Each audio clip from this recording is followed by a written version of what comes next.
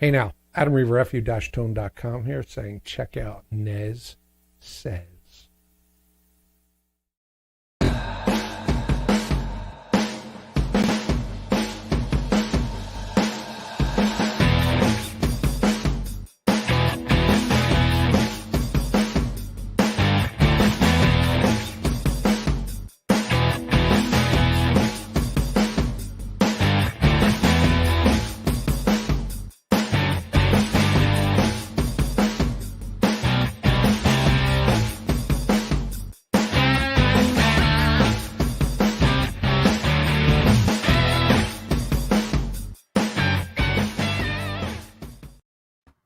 Hey, we're live. It is Wednesday, May 12th, and you're tuned in to Nez Says, a place where musicians can get together and inspire each other to play more guitar. And hello, Ty. How are you? Hey, Dave. I'm good. Good to see you. Good to see you too. Thank you so much for the new intro. Awesome. It's a temporary one until we all three of us have a chance to get together and concept something new. Ben, good to see you. Great to see you, Ty. Welcome back. I know you had some family time stuff going on last week, which is always number one in my books. Family over pretty much everything. And, yes, this is an educational spot, because I even learned something even with the new intro. We're all bespectacled here, but none of us gig with spectacles on, apparently. We all take these off. We're like Clark Kent and Superman, apparently. We, except apparently we take these off and we don Les Pauls, apparently. You notice that I love the Les Paul photos. So, but we had to get Dave's handiwork and craftsmanship on one of his. But it's an interesting observation that you make about playing with glasses, because I wonder how many guys that are tuned into this, maybe their eyesight's not quite as strong as it once was, and have to have it. And I will tell you that sunglasses, aviators that double as readers are very convenient. Ask JJ French all about that. In a stage environment, right? Yeah. Yeah, that's awesome. Yeah, when I was gigging, I didn't need glasses back then. It happened in the last few years. So. Hey, as long as the set list is in a large font, I don't need my glasses. It doesn't matter to me. I don't mind playing with glasses on. That doesn't sometimes the light, there can be a reflection and stuff, off of cans, or, I guess they're not technically cans anymore, are they? They're LEDs. No, but we've all played under those heat lights they call stage lights. I felt like I ordered French fries on them more than one occasion. Yeah, going to a gig and losing 5 pounds just from the yellow gels, right?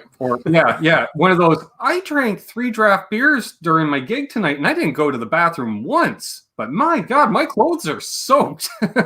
Thank you, David. By the way, David, thank you so much. And I'm going to get into some roll call here. Apparently, Dan in New Jersey thinks your mic's still a touch low, Dave. Yeah, we can try. We can try. Check 1 2 1 2. Check 1 2. Sure. Check 1 2. Hang on a second. Actually, I don't know if it's making a difference. Are you still using your webcam mic by any chance when you launch StreamYard? Because it likes to change stuff on a whim. No, I'm using my my blue. Okay. What about the blue? And through an Apogee Element 24. Check 1 2.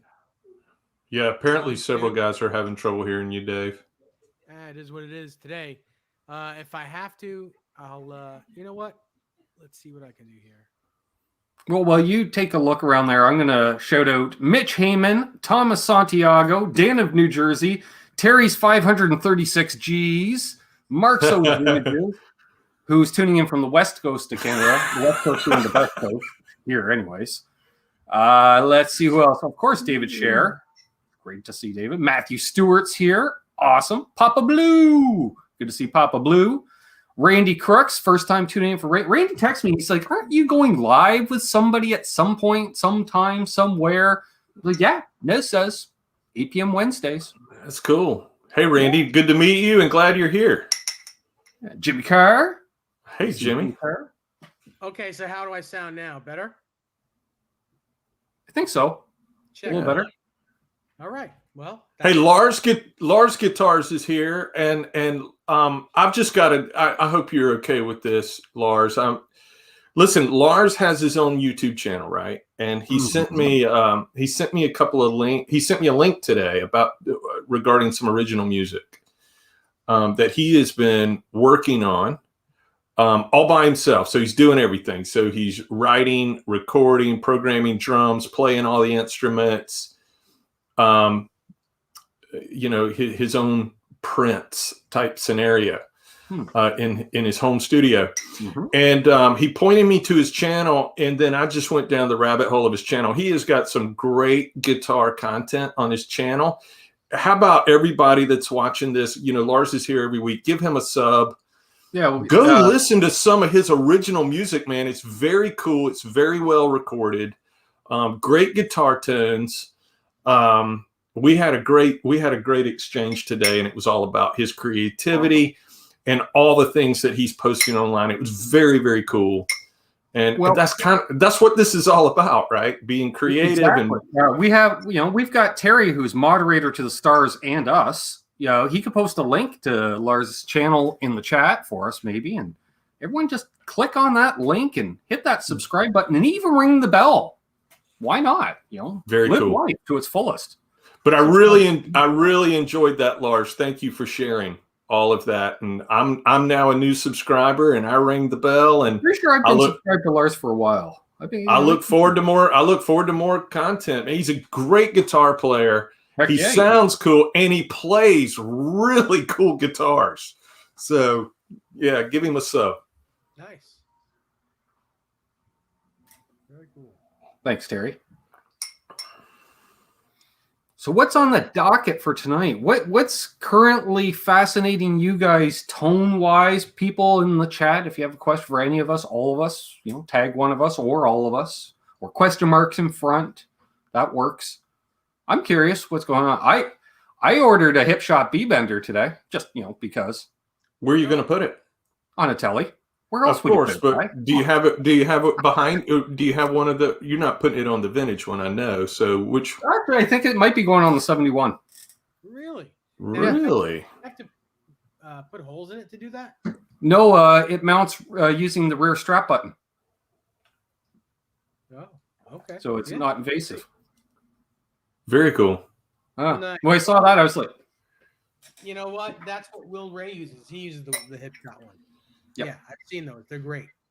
It's non-invasive at all, which is really good. Yeah, it was funny. I got owned by a sponsor of both of us. I think it was on either my Sunday show or my Monday show. Our good friend Rob from Tessie Switch jumped in the chat, and I said, I have this coupon code. Love to use it. I'm like, what? Why don't you carry Hipshot stuff so I can order a Hipshot B-Bender from you? And he replies, along with my sister at the same time, I do carry Hipshot. Text me a SKU. All right. So I found the SKU I wanted, which is going to be the B-Bender and the Drop E as well. So you can go from E to D. Is that the drop D? Is that the tuning peg on the headstock? I'm not sure if it's the tuning peg one or it's part of the assembly for the B-Bender where they could just loop over another one. So I'm curious to see how it goes. Yeah, me too. Very cool. Yeah, I can't wait till you do that, and because you are always posting great content, and I'm sure as soon as that goes on, we'll get some demo videos. Oh, you know it. I like to go full service. Let's make a video of me unboxing the product. We'll make another video of the installation of it, and then another video of me demoing it. Why not? Sure. Content. Cool. Content. Hey, Randy. Good to see you, man. Guitar Man 45. Good to see you. I'll tell you what I've been doing this week, Ben, and this is probably not unlike a lot of people that are tuned in tonight, is that, things are, so I'm in the southeastern United States and things are beginning to open up, quite a bit. And I'm working with a group of guys here locally that on a new project that I'm really excited about, and we're going to be rolling that out over the next couple of months. All extremely gifted, highly experienced players, and cool concept that we're going to be doing. And then, but I've got some other things happening as well on this. But everything seems to kind of be pointing back to some digital solutions for ease of travel, convenience, and all of that good stuff. And so for the last week or so, been kind of strategically planning out how I'm going to make that happen, because at the core of my soul, I am a tube amp guy and carry these big, and on most gigs it's head and cab. So, still doing that thing, which nothing sounds better, but isn't really always convenient nowadays, right? And hey, Dwight Bailey, good to see you, man. Dwight posted a new video this week. It was killer. Yes, also, he did. As always. Right. Yes, happy belated birthday, Dwight. On Monday. And Charles 75N's lurking while working, I'm guessing. Hey, Charles. Nice. And so I've been experimenting with a Kemper. I've had a Kemper for a while, but using the Kemper in a different context with this remote. I'm just going to be super crude and pick this thing up. Hang on just a minute. Sorry. So the Kemper's got this remote control, right? They call it a remote control. It's obviously like a foot switch. But setting it up so systematically I can go song to song, and go from clean to dirty to lead to all of that type of thing. As I step across the switch, right. And then I can program these effects. Everybody knows how Kemper works, so I'm sorry to be so elementary, but then I can program the effects per stomp, here to kind of simplify things for me. And I've gigged with the Kemper before, but it's not my preferred method of amplifying. I can understand that.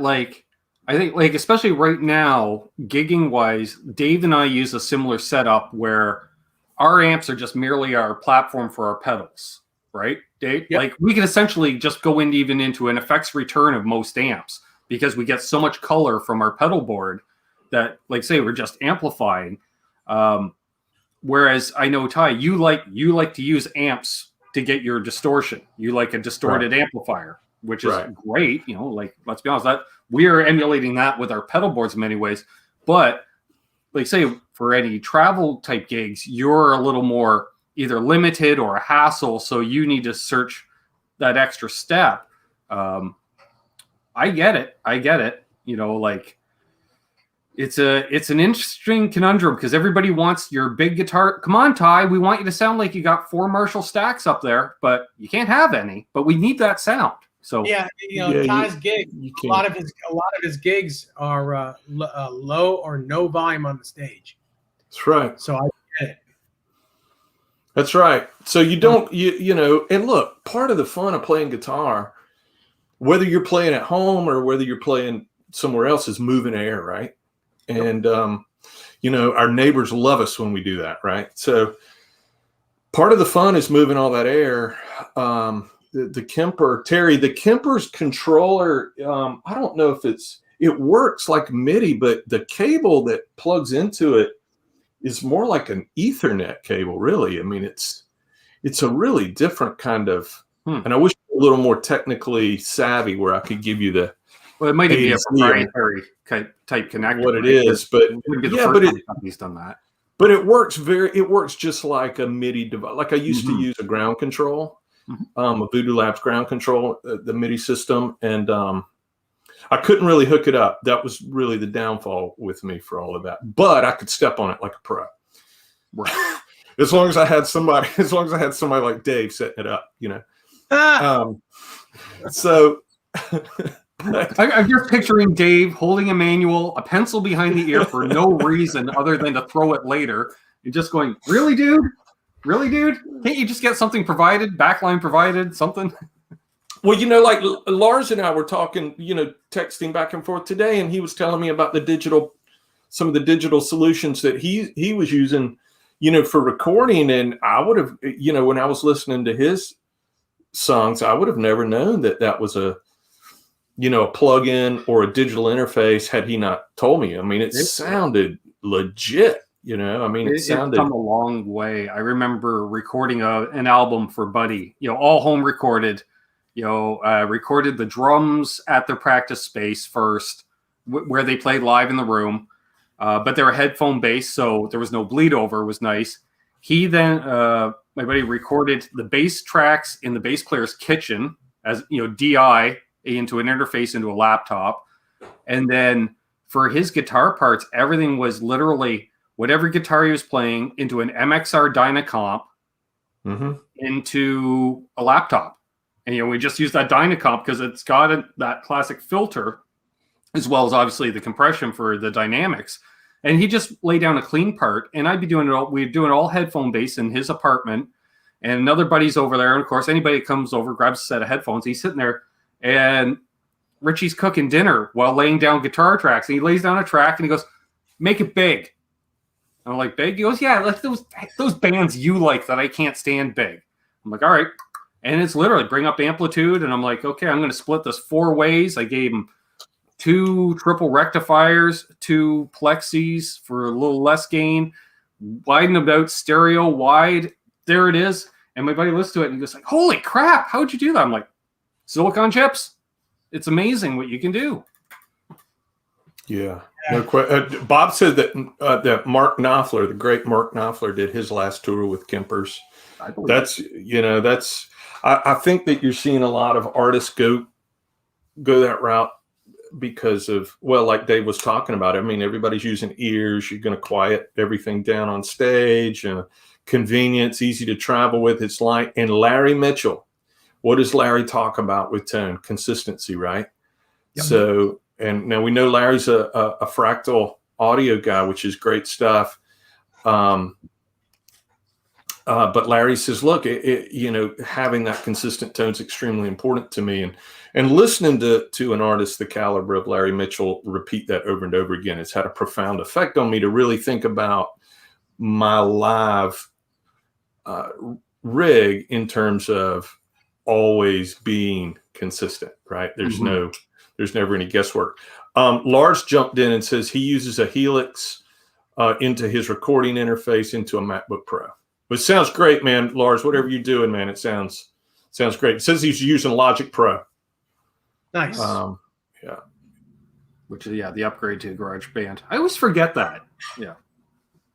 Awesome. Yeah, that's cool, man. That's cool. And then Terry did the homework on what those connectors really are. Well, he's into, that's one of his G's, right? There's guitars, and the other one's gaming because he's all into computers. So he's right into the silicon chips and space age polymers and new age technology. Sure. So he knows all that stuff. Cool. I knew he'd be all up on it. That's cool. Tony's here. Fruitcake Tony's here. Good to see you, Tony. I hung out with Tony's crew. He and Charles on Sunday night for a little while on Halenville. Cool. Tony's Sunday night show. It was very cool. He had an awesome Holy Grail kind of pick that he showed off. That he did. Yeah, good to see you, Tony. I was lurking for part of it after my show with who was it? Oh, it was my sister. Right. Duh. I'm like, who did I have on Sunday? All right, I was hanging out with my sister. Yeah, I saw part of that show too. Yeah, that was a lot of fun. And awesome. Being my sister, she invited herself onto my birthday hang while on air. Because that's what family does, right? She's like, I'll be back in 2 weeks. I'm like, you are? I didn't check the schedule. It's just a birthday hang, and I'm your sister, so I should be there. All right, I guess, sure. Why not? My cousin already invited himself on, so. Why not? What's one more, Ben? Well, man, if it's your birthday, you got to have company. Well, yeah. Exactly. You got to have good company. Well, Dave, you've done enough of these hangs. You know how Well, I did. The first birthday hang I ever did was with you on Johnny's channel, where you said, I dare you to plug in a guitar at the end because I got into the moonshine pretty good. And it was plausible. Hannon was shocked. He's like, and you just went, you're host, but you're kind of pulling it off, I guess. I'm like, as well as Keith would in this condition, I guess. I don't know. That's awesome. And then, it's been a train wreck ever since on my channel. Ty, like, you have the after hang after you go off air, and we had a cavalcade of great guests. And next thing I know, it's 3:30 in the morning here, I'm, 14 sheets to the wind at that point, probably. Wow. And Conference Den is Henning Pauly in Germany having his morning coffee. So, did you have a good birthday? And I'm just like, ain't this a trip? I love YouTube. Yeah, that's cool, man. That's cool. Good stuff. Hey, Thomas Santiago, good to see you, man. Yeah, love Thomas. Buffalo. Hey, New York. Mitch. Yeah, A lot of good. Mitch is here. Yeah. So this week is the first week in a long time that I have not bought any new guitars. What? Wait a minute. But he's gone 7 days, man. 7 days. Yeah, but it's only Wednesday. Going through his There's still 2 more business. But I didn't buy any last week either. Ooh. Oh, okay. So what was the last one you bought, man? Jay Hannon's Ibanez behind me. The purple Joe Satriani. Cool. And you put some new knobs on there? Yeah, on that one and the orange ones. I put these aluminum-looking Strat knobs on them. Right. And they're so comfortable. Nice. Very cool. But yeah, it's been a while, and I'm going through withdrawal. I don't know what to buy next. I know what I want, but I just can't seem to find a good one.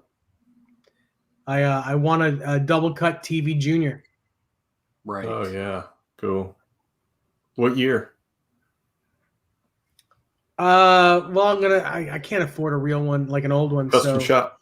Yeah, it'll be a custom shop. I would like it to be newer rather than older, because even Blackguard. No, I want a tortoise guard. Tortoise. Yeah. Yeah. Nice. Now Tortoise you've kind of got that Cool. territory covered with the early '60s SG you have. I do, but I don't know how long I'll have that guitar, because, like I said, I've always said it's on like a permanent loan, but the owner of the guitar could take that away at any moment. Mm-hmm. He does live in town here, and I'm sure there's going to come a time sooner rather than later that he'll want that back. Mm-hmm. Sure. Because I know I would. I Yeah. would. I don't think I could leave. I don't think I could have that at someone else's house for very long, although I've owned it close to 2 years now. What year is that guitar? 61. 61. That's an OG. That's it. A lot of stories on that guitar, Dave, or is it in really good condition? It's in really good condition, but it does have a lot of stories. I mean, the front is more brownish than red. The back has still got all its red on it. It's in really good shape, but it's been loved. Mm-hmm. Well, good. Well, that's what they're there for, to be played. Yeah. Right. Bob Barkus it's a Les Paul SG Junior, or it's an SG Les Paul Junior. Yes. Either way, both. Yeah, cool. What's that guitar? Tell us about the pickup in that guitar, Dave. It's the original P90. It's from 1961. I don't think it's ever been screwed with. It's just a really warm sounding, good P90. Those of you that have played P90s or good P90s know what they sound like, and this one is that. It is all that. It's kind of sweet. It's big. Semi-noisy. It's not. I mean, that's the name of the game with P90s anyway. Sure. That's part of the beauty of it. So it is what it is. It's beautiful. Man, Mitch got a new SG61 on Thursday night. Is it Mitch? Is it like a 61 reissue? And is it Gibson USA or is it custom shop? I think it. I'm trying to think. He went live last night. He has a show on Tuesdays at 7 Eastern. I'm flaking check on that out. and I'm pretty sure he had it on last night's show. I hadn't had a chance to check it out yet, but I think I saw that in the title. I'm going to check that out. Hey, D-Mac, what do you think of the Pod Go into the power amp on a Boss Katana 50? So basically, a Pod Go into the effects return, in theory, of the Boss Katana 50. It'll work fine. Work great. I would think it would be fine. Basically, I'd like to try that library of tones, right? Because you have all the Katana tones, and you can have all the Pod Go tones. Yeah, I'd like and to try that. And the Pod Go is not your dad's pod. That's for sure. No, it's come a long, long way. On the other hand, long way. Butterbean pods, remember those? Yeah. Oh yeah. But even those at the time, I mean, they were game changing. Well, did you know, Ty, that Mr. Pete Thorne, for his first tour of Japan, was playing with a pop artist? And with pop music, they just want that big guitar, that quote unquote big guitar sound. Yeah. And he was looking at, cartage to get to Japan. He just loaded up a couple of presets in a pod. And that's what he did, a tour of Japan with a pod. Cool. Yeah. That's very cool. Mitch says that it's a SG Standard 61. I had one of those guitars, and I was telling my wife 2 weeks ago. And I was looking through the photo stream. I was looking for something very specific. My wife share an iCloud account, so all of our photos are there. And I was flipping through there, and I came across that SG, and man, that is one guitar I should not have sold because those guitars play so well. They're so fast. They sound great. I don't know about yours, Mitch, but mine had 57 classics in it. Mm-hmm. You should tell us what yours has in it. I thought those pickups sounded amazing in that guitar. Yeah, it sounded amazing in that guitar. I'll tell you guys a story. It was the late 80s. Can't remember when. Late 80s. I was in my teens still, and I had a 61, regular Gibson USA 61 SG, and I had it on my. It was one of my favorite guitars. I loved it. It went everywhere with me, and I had it on a stand with a couple other guitars. And I lived at home. I was still in my late teens, so I lived at home, and my then stepfather came in and I guess was cleaning something in my room, maybe vacuuming. I don't know why it'd be in my room, but he did knock the guitar over, broke the headstock, and then put it back on its stand, and no one ever told me. He didn't tell me. And my mom, I told my mom what had happened. I was like, "What happened? Were you in here?" I blame my mother. That's the worst thing I could have done. Blame my mother. And she's like, "Dave, I didn't even know you had the guitar like that." She had no idea because what does my mom know? But yeah, like weeks later, he said, "I may have been in your room cleaning and it may have fallen." I'm like, I was so mad. I was so angry because that guitar was like one of my favorite guitars. So the moral to this story is keep an eye on your guitar and don't let your stepfather clean your room. That's right. So when you're initially told by your parents, clean your room, do it. Just do it. Or even pile those dirty clothes up around the SG. Make a barrier, force field, if you will, of teenage BO. Sure. By the way, it might ruin the nitro, though. Just saying. By the way, he's dead now, so he got his in the end. So Mitch said his has 61R and 61T in it. I mean, I'm sure that they sound great because I think those are a new pickup too. I just love what Gibson's doing right now. I mean, they're doing some really good things. Papa's got a 57 and a 57 Plus in a 2011 Les Paul Classic Custom. Nice. Man, I loved those Classic Customs when they came out. Mm-hmm. Loved those guitars. I still dig the classics myself. They're like the cheapest model, and they don't have any weight relief. I like them because they looked more like originals than the standards did, and they had the slim taper necks. They were all 1960 kind of, and slim taper neck.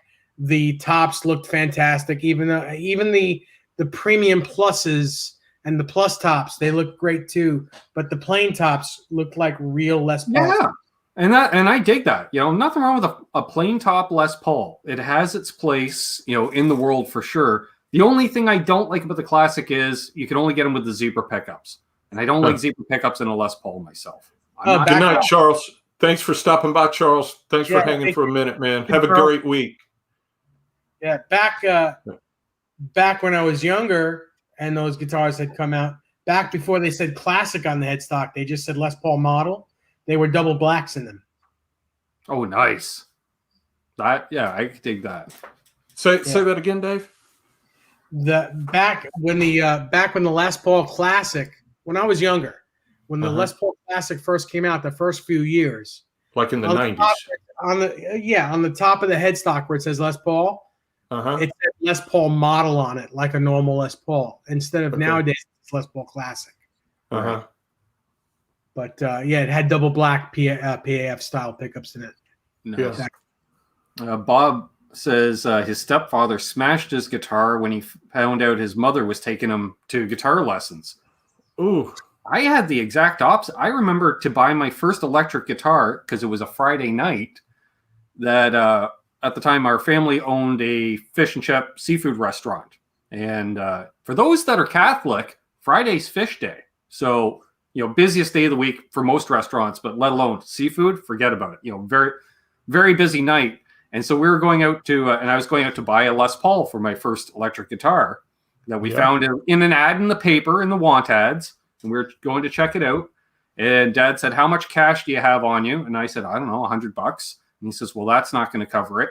So he walked over to the cash register, hit no sale. And, you got all the bills separate out. You grab the stack of the big bills, 20s and up, and just went, yoink, out of the till, closed it, and goes, "All right, get in the truck. We're going to go buy a guitar."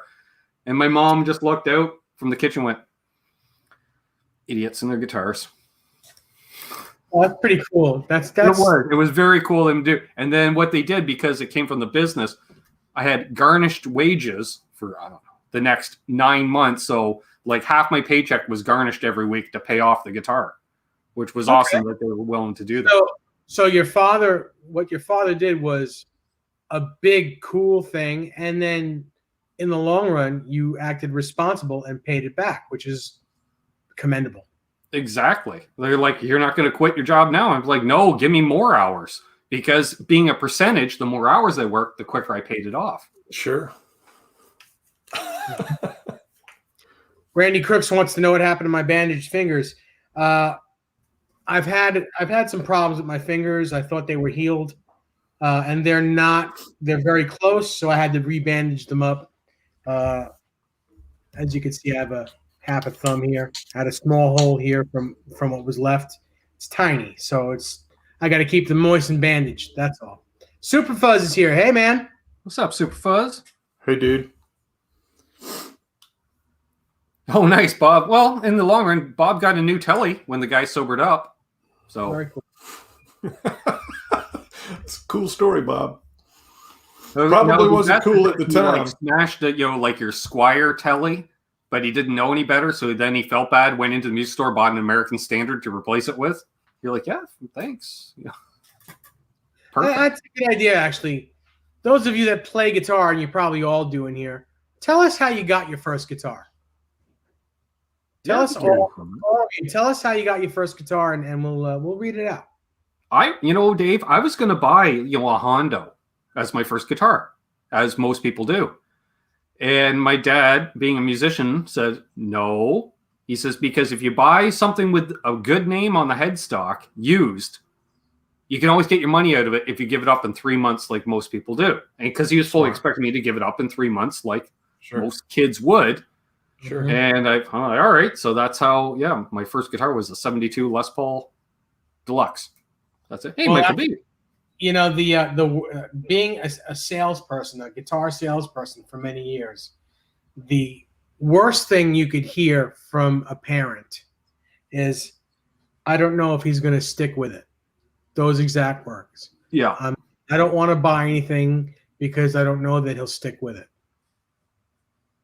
Just that's like, and you're putting the kid behind the 8 ball because you're going to buy the cheap guitar that doesn't play well, And then he won't And stick they're with going to give up because it's so hard to play. Whereas if you gave him a great setup guitar, then you're immediately like, well, it's not that hard. Just string it up with some light strings. You're good to go. That right there, Ty, my first real good guitar. I love this right here. 1983 Les Paul Custom, pearl white. Used my college loan money. That is a great story right there.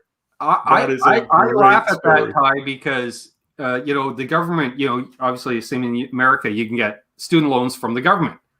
For here, it's the provincial government, and it's the Ontario Student Acquisition Program or Academic Program, so OSAP.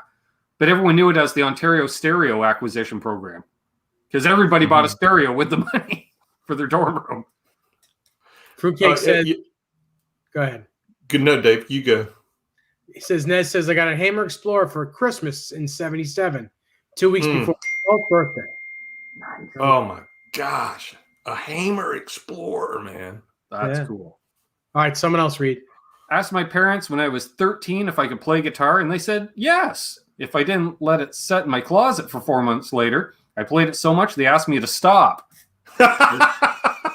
Usually that only happens to the parents of drummers, saxophone players, violinists. Yep. Ooh, first guitar was an Electra. I was 13, had a PV amp, Backstage Plus. Man, what a good amp. That was a good amp. Mm-hmm. Man, I my first guitar, I can't wait to hear about y'all's. My first guitar was an acoustic guitar. I still have it. It was a kind of a Spanish flamenco guitar. Nice. And I have my first real electric guitar though. Was Epiphone, Les Paul. Yeah. Back in the 80s. I got a really nice American Strat after that. And then after that, I got my first real Gibson Les Paul. And I've been on that path ever since. Nice. Yeah. So I want to welcome Ruffalo09, Wayne Arcuri, and Music Therapy Laz. Sorry to hear, Laz, Roxy is still missing. And for those anyone that's into pets, you lose a pet. Unfortunately, Roxy got out and decided to fly away and hasn't returned yet. Oh, it's terrible. Oh. I guess Roxy is not a cat. No, it's one of those little green dinosaurs. Feathers, wings. I call it the little green dinosaur. I think it's a parakeet. It's not a parakeet, but it's like a parakeet, a miniature parrot. Mm-hmm. Well, Laz, I hope your bird returns, man, and it's good to see you nonetheless. Hey, Frank has got a cool first. Hey, guitar. Frank. Yeah, first real guitar, 72 Les Paul Ibanez that he still owns. That's gotta be one of the first years, wouldn't it, Dave? A 72. Very cool. Yeah. It's a cool guitar. Very cool. That is very. Hey, cool. Wayne. Good to see you, Wayne. So you guys said your stories. Now my story, and I think I've said this before on various shows.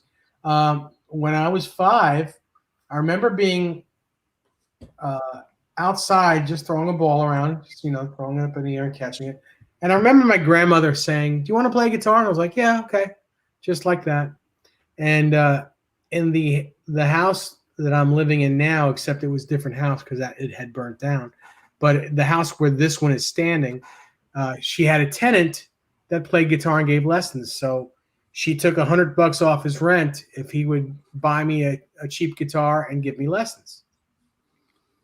So, and $100 a month goes a long way, $100 off your rent back in the 70s goes a long way. Yeah. So my first guitar was, I don't remember the year, but it was a late 50s Les Paul Jr. single cut. Beautiful. Two-tone sunburst. Fruitcake Tony had to be the coolest kid in high school. He had the Hammer Explorer and a 78 Camaro. Oh my God. Like, come on. That's cool. Very funny. He and I lived similar lives. When I was in high school, I had a 77 Camaro, in candy apple blue, and the body was immaculate. But the Holy car smoke, guys! was not a great car. And I had 28. I had my Kramer with the Statue of Liberty graphics back then. And I would carry that guitar to school all day. I was like, a retarded Richie Valens type thing. Hey, Brian Spalding. Good to see you, Brian. Hey, listen, real quick. Brian posted a video, which is he doesn't do a ton of, but man, he should do a lot more of it.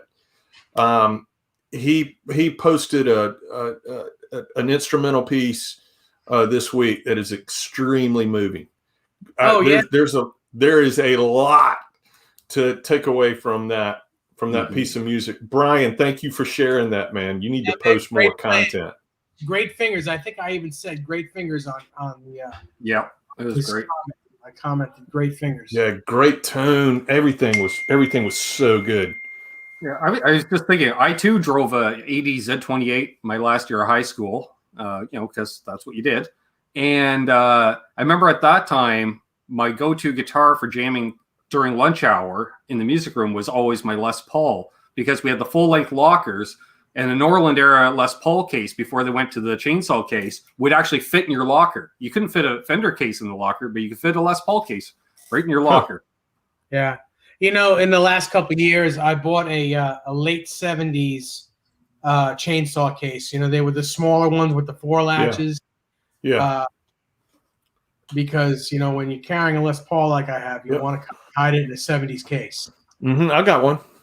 Yeah. Same for the exact same reason. Something that I can put my Les Paul in, trash, and nothing ever happens to my guitar. Yeah. Yeah. Yeah. It's a great case. Love it. Great case. Man, I remember you could get those cases too.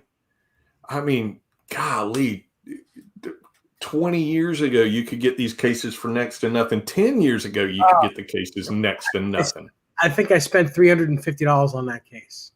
Oh my God, Dave! I bet I spent $50 on mine. Oh man, I'll trade you. Well, look, that case looks like the rest of my gear. If you know what I say, Sure. It looks like it's been used.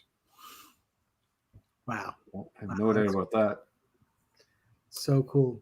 Nice. I saw Dean in New Jersey mentioned he told his parents he wanted to play guitar, went down to the music store, and the owner tried to push an accordion on him, SOB. But Dan held out. He stood his ground. He said, I'm not playing no accordion. And then he had to wait till he was 13 to get his first guitar. Mm-hmm. At least he got it. Hey, Boosie. Oh, hey, Papa's got another story. I'm 8 years old. He begged his parents, got an acoustic, went to a neighbor college student, first lesson, got a playable, tunable guitar. And his dad said, "Who do you think you are, Elvis?" It's great. I wonder, I learned to play.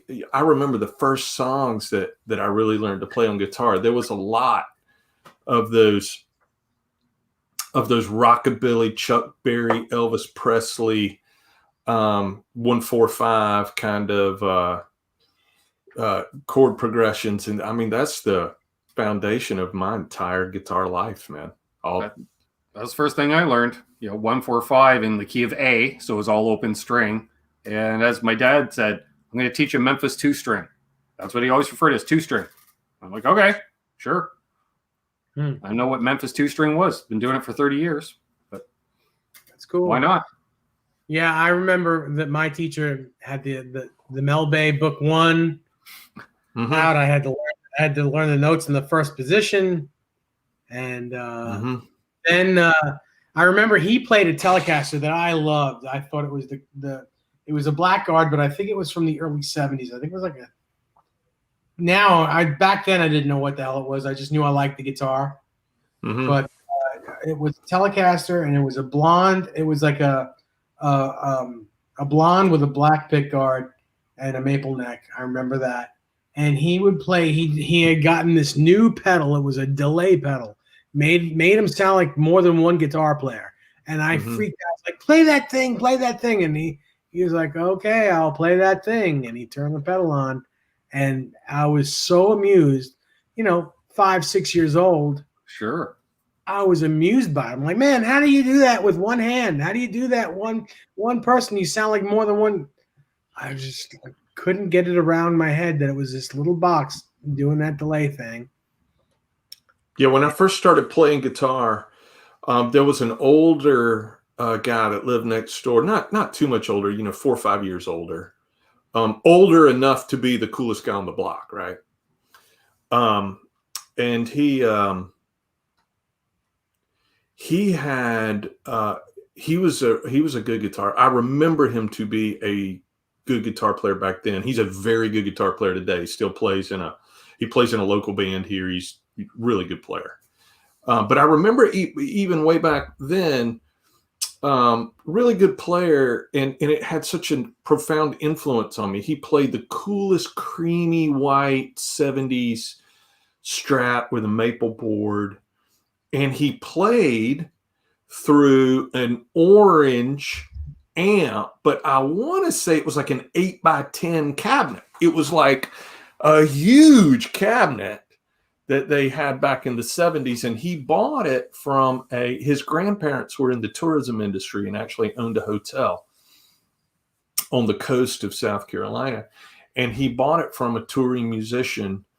And I remember who the band is. I don't know if I'm at liberty to say who it is, but he bought it from a well-known, at the time they had some hit songs, and he bought it from a touring musician that stayed in that hotel, and that's how he got that such a big amp. What do you think that guy went and got? He got a smaller amp. I was going to say, yeah, he bought that because that was the last time that guy was lugging that. It really was. And he played, listen, I would go over to his house and he would put on, I thought it was the coolest thing, man.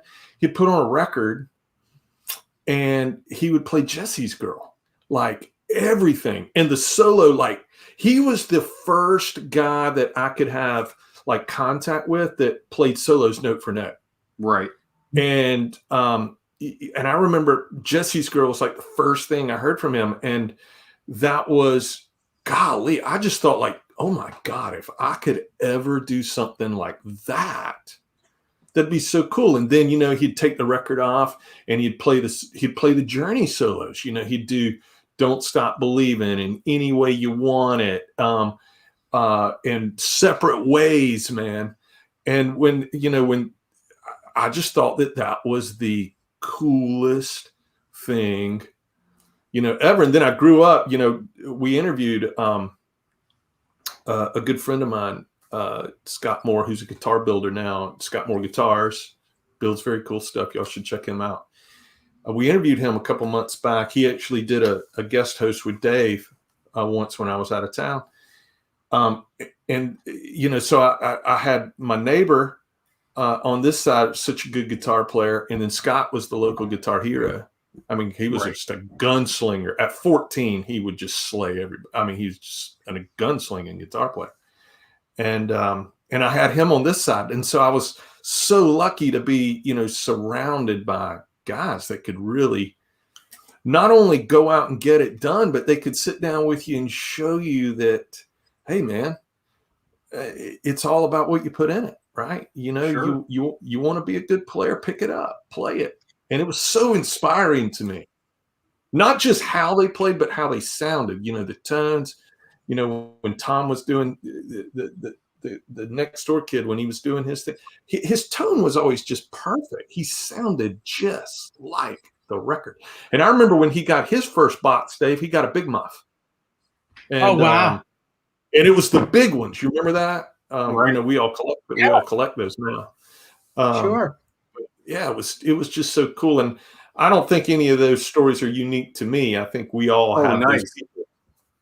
I think we all have those people in our lives that really we looked at and we're like, wow, man. That's right. I can do that too. I've got 2 stories just like that. I was 14 years old, and these brothers, they were the Borghese brothers. They lived a few blocks up. One guy played the drums, the other guy played the guitar. And the guitar player had a Kramer, exactly like that blue Kramer right there, that 83 with the maple neck. And he played Eruption just like Eruption. He was so good, and they played all over all the clubs. They had management. The name of the band was called Satellite. I was like their biggest fan, and I'd come over while they would rehearse, and I'd sit there, and I'm a young kid.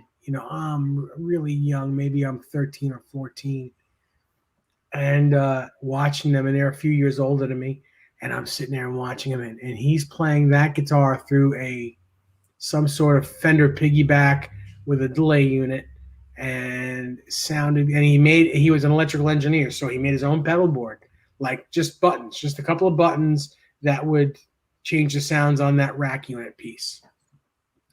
And I thought he was the cat's meow, and he was great. And one day I'd bring my guitar, and like while they're practicing, I wouldn't plug in or anything, but I would like looking at him and trying to do all this stuff. And one day, fast forward, I'm in my late 20s, and they're still playing. And they asked me to play with them. Finally, I was so I was so enamored with it. I was like, wow. I finally got to play with these guys for a while, and it was a lot of fun, and they were still great. They're still doing their thing. They're not anymore, but they were back then, and it was a fun time. And the other time I was maybe in junior high, and there was this guy. His name is it doesn't matter what his name is. A good guy. I probably wouldn't want his name on here. And I watched him play the solo to "Push Come to Shove" from Van Halen. Oh, yeah, nice. Note for note. And from that moment on, I tried to hang out with him as much as I could to learn whatever I could. And we still talk today. Great guy, great guitar player.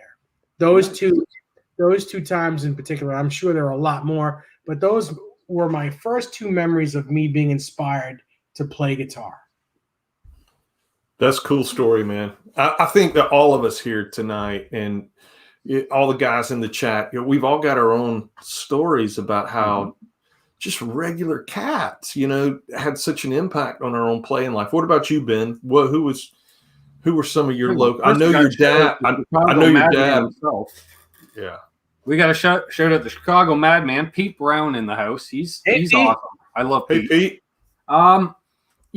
It was interesting because I grew up largely around country music, so a lot of clean amps, at state volume, and a lot of those guys. There wasn't any, because I'm thinking this would have been through the mid '80s, where there was chicken picking. It was starting to hit the scene, but that was a Nashville thing, and nobody around here was really chicken picking yet. And so, like if you wanted a fast lead break, you had a fiddle player in your band. That's the way it worked. Or steel players and stuff. And I remember going into the local music store, because I was thinking about that, like the first time you hear somebody with good tone, because all of us were playing through crappy little amps and half out of tune, and we didn't know what we're doing, and we all sounded terrible. And he's playing one of the young players. He was behind there, and he was working on Van Halen's "Finish What You Started." And there's a couple little turnarounds in that song. It's one of those songs where even the best players, they get 95% of it, no problem. But there's one or two turnarounds, and he was having a problem with it. And I went, "Oh, you're into Van Halen? I thought you were a country picker." And he says, "Oh, I heard this song, and I had to check this out." And he's like, "This guy's good." And he says, "I've always been a fan of Eddie Van Halen." And I said, "Oh, really? Me too. I'm a rocker." And it was at the music store was a PV dealer, so of course we're into the late '80s at this point, and it's all solid state PV stuff. It's all Nashville backline. But he walked over to a PV. I still remember the amp, the Special 150. Which was such a sleeper at 150 watts. Yeah, and it had a lot of saturation in that gain channel. And so he turned in some gain, and he just started just shredding. Just noodling away, but doing a little hybrid picking, which I'd never seen up close in person. And I said, "Why aren't you in Nashville? Or LA or something?" He's like, "There's a million of us, bud." Really? But he was he's just a guy that in between customers would pull out the latest guitar magazine, look at the tab to figure out the latest. So Finish What You Started was in that issue. And I still see the guy around once in a while because he had moved away and he came back and he was teaching back at the same music store just a few years ago, like 25 years later. He's back at the same music store picking up doing some lessons. And That's cool. like, hey, cool. That's hey, cool. He's like, no. That's really cool. You look familiar though. And then he realized, because it had been 25 years since he had seen me. I look now like my dad did 25 years ago. And he goes, by any chance, are you Dave's son? And I'm like, yep. That's what every musician over the age of 50 says. So that's cool. Hey, Dave. Bob's got a question. Can you answer that question? I don't know. I can. I'm trying to think of the name of it. Bob asks. He says he has a small scratch in his PRS-DGT and he wants to know what compound could take it out. Now it's you got to give me a minute and I'll remember it because I used it. Dennis brought a big bottle of it over and I'm trying to remember what it's called. There is a product that you wouldn't think that would work for light scratches that I found out about recently, and that is actually cymbal polish. Cymbal polish. I saw it done on a finish repair a couple weeks ago. Pete's got a cool story. He says, a lot of my friends in high school play guitar. They play jazz, metal, blues. I'd say as far as rhythm player, my oldest brother who played country and folk. As far as my lead style is different. It's dirty. And it's cool that we all have those kinds of things. We all have those watershed moments too. Like, I don't know about you guys, but when I was younger, I used to have these little milestones that I would set for myself, what I believed would ultimately define me as a player. And I remember I would say things. Hey, Mayhem, good to see you. Hey, Paul, good to see you, man. What's up, Paul? I remember having these little moments where I would say, golly, you know what? If I could only play, you really got me. With the solo, then I will have done it. Or Ain't Talking About Love. Or, listen, a big moment for me would be like, and I'm still having them. But I remember probably like all of you guys, first Van Halen song I ever played from needle drop to needle pickup. I remember it. I remember thinking I will never be able to play I'm the One. And 35 years later, I still can't play I'm the One right. That's tough. That picking is very tough. And Bob Barkins, it's McGuire's Polish and Compound. Yes. Check it. And you need very, very little. And just a dabble, do you? Old undershirt. You don't use any other type of rag. You use a cotton undershirt and do it. And it'll it's actually car polish, but it's the best. Yeah. That's why I use McGuire's all my own stuff. I just came across the cymbal polish, which has cymbal polish is basically the same compound as the McGuire's because it does have that slight grit to it, but it's not enough that it actually is better for polish. Yeah. But the McGuire's is definitely great. Now I want to show off because like Mayhem here. Pete's first big moment was Clapton Cocaine and Ace Frehley Shock Me. Great choices. Amazing song. Yeah. Show that baby off. Yeah, show it off, man. This is here for a setup, and I put a demo out on it today because, I'm the type of person that shoots the demo on the product before he sets it up because it's actually set up pretty good already. But this is an Ibanez, part of their Art Core line. What the hell is it called again? AF22 maybe? AGS 73. Oh, there you go. AGS 73 and the trans black, beautiful flame top. It's gorgeous. Flame back. It's got some flamage in the sides. It's got that really nice. It's thin. It's really thin. Reminds me a lot of a Guild Starfire 2. The neck is the neck's narrower than the Guild, and but not quite as deep. And wow, plays great. I put the telly knobs on it because apparently that reduces feedback by 18% and improves tone by 46%, Ty, because I know you keep an eye on those stats. For 1 second, I was like, I was listening carefully to the stats. I was listening carefully. What garbage are you spewing that I don't know? I don't know that. That's insane. And then I was Hey, like, Bozique is here. Hey, Bozique, good to see you, man. Well, yeah. Well, and the funny part is, Dave, you've done enough repairs where you can get a weird hum, and it's because of the knobs. Because some of them have nylon lining, and they don't have it, and they should have it, or vice versa, where you will get a ground loop within the knobs on the controls. Something. On that purple Ibanez when I got it from Jay. The tremolo arm on those guitars, when you whack it, they're supposed to flutter, one of those things. Well, that one didn't. And I'm looking at the whole thing. I'm looking at what the hell's what's so different about this one than the orange one. So the output jack or input jack, it's really an output jack, was loose. The nut on the inside, it's a barrel jack, but on the inside of the cavity, that little nut was loose. So I tightened the nut, and now the guitar flutters like crazy. It was that nut preventing the guitar to resonate. And so, it's probably counter waving. Makes sense. Yeah. It's the weird things. And Ty's thinking to himself, do I really want to get into servicing my own gear at this point? Because these guys are just mentioning these oddball things. He did his own yesterday. He serviced the guitar yesterday. Listen, don't be fooled. I had to do something to a guitar yesterday. I had to FaceTime Dave, and he had to walk me. I felt like such a kindergartner.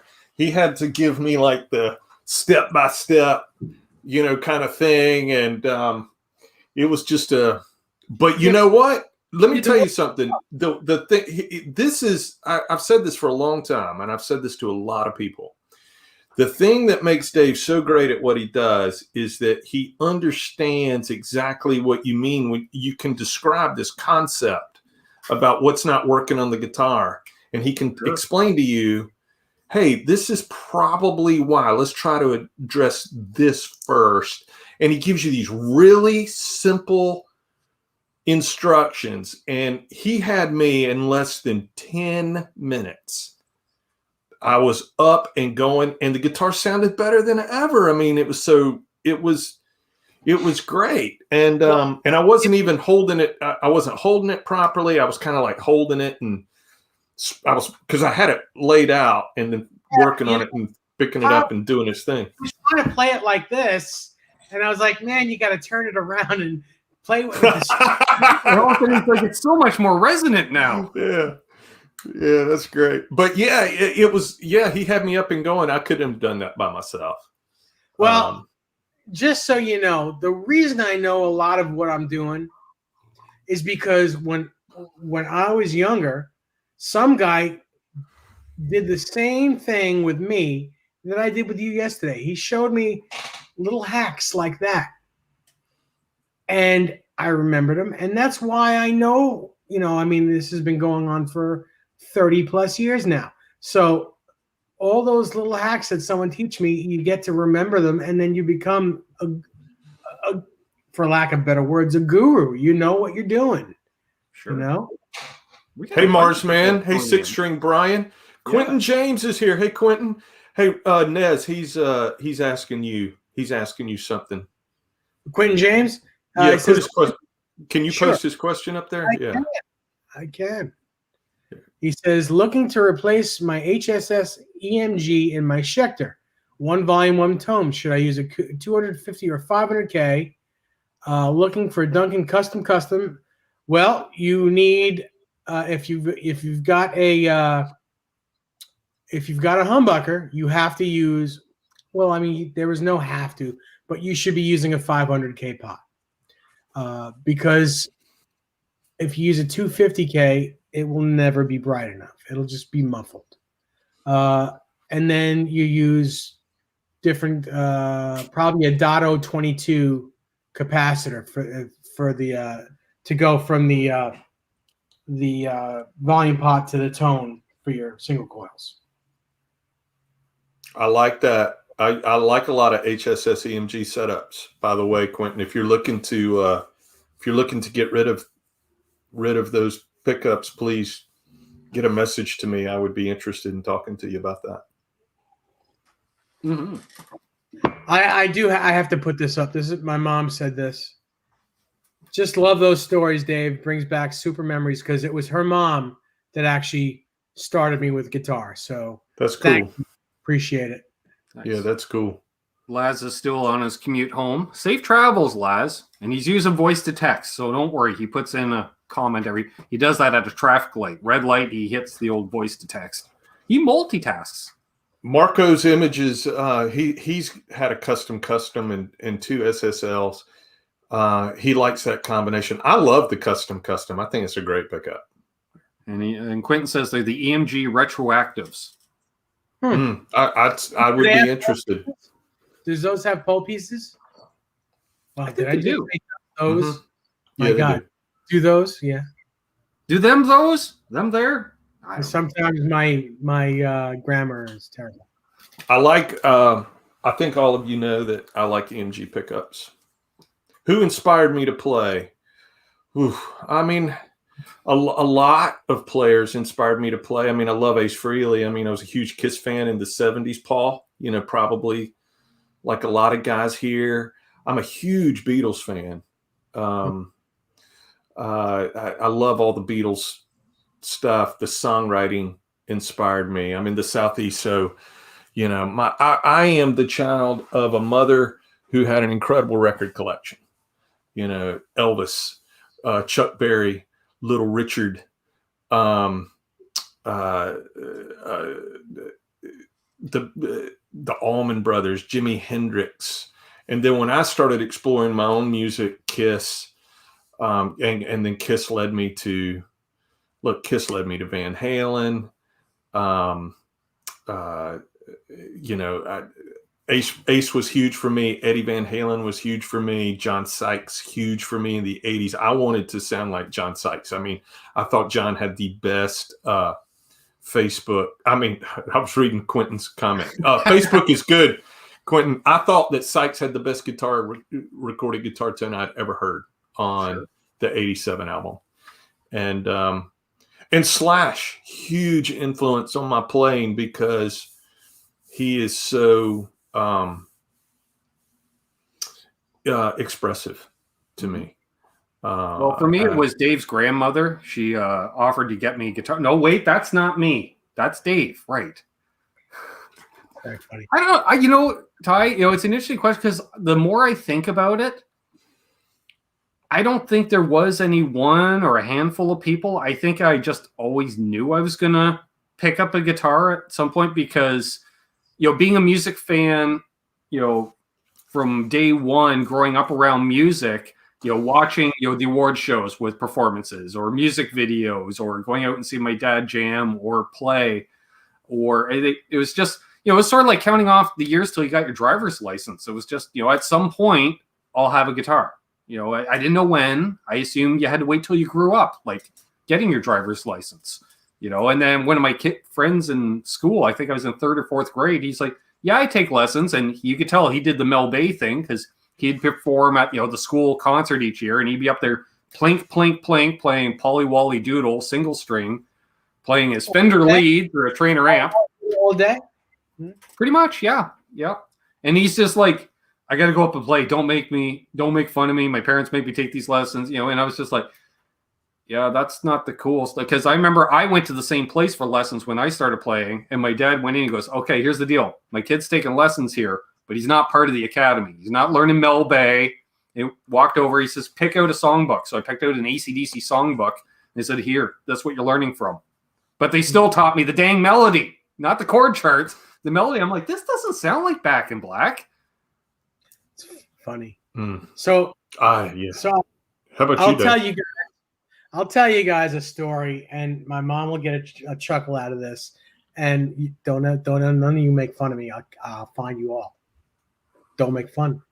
So I'm just kidding. So when I'm out of the stream right away, Ty, just gone, abort, banned. I'm 2, maybe 3 years old, there was always music happening in my house. There was always some kind of music. There was always records and stuff. So I'm 2 and 3 years old, and I'm very inquisitive, and I'm carrying around a little microphone. I called it a mica, and a little tape recorder. And I'd sing into it, singing Jesus Christ Superstar records. I'd call it Jesus Christ Superstar, or whatever. Anyway, I'm reliving my childhood. And so your mom is grinning her ass off right now, Dave. I'm sure of it. Yeah, I'm sure. First run Beatles record, Meet the Beatles. Right. In the house. I listened to it on the record player. My mom or maybe my dad put it on. I can't remember. So I'm listening to it and I'm loving it. I love the Beatles. I love that whole record. So what I do, I took it outside, and outside there's the main road, and then there's like a 100-yard driveway that comes up to our compound. Mm-hmm. So what I do, I took it outside, took it out of its sleeve, and rolled it all the way down the street. And that's what I would do. I would roll records, my mom's first run records, and roll them down the street and just say, hey, having fun, having a great time. Mom, where's that music? Well, Dave, you just ruined it. It was terrible, but it was bringing back so many memories now. But yeah, we had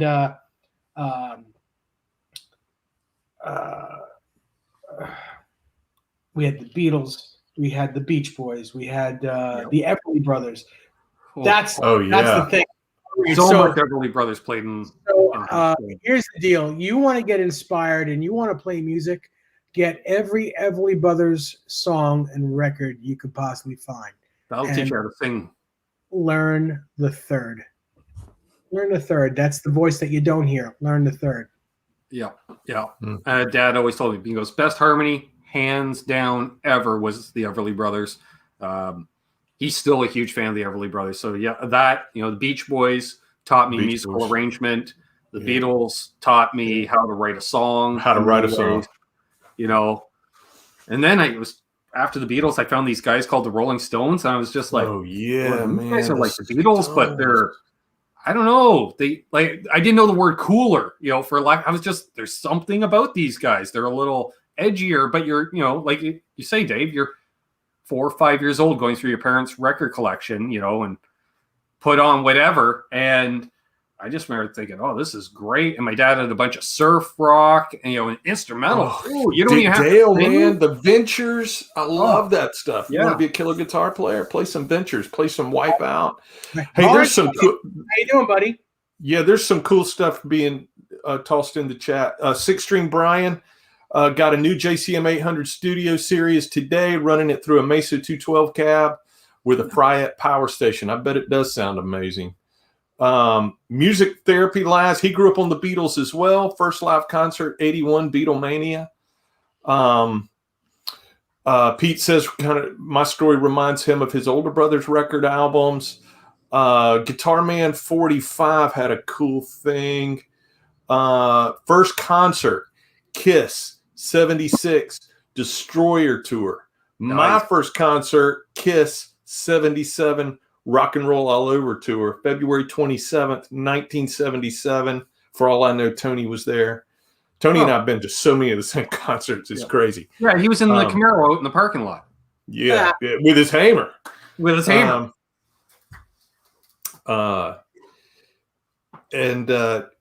grew up on some Motown. I can't discount Motown. I grew up on all those Motown records, man.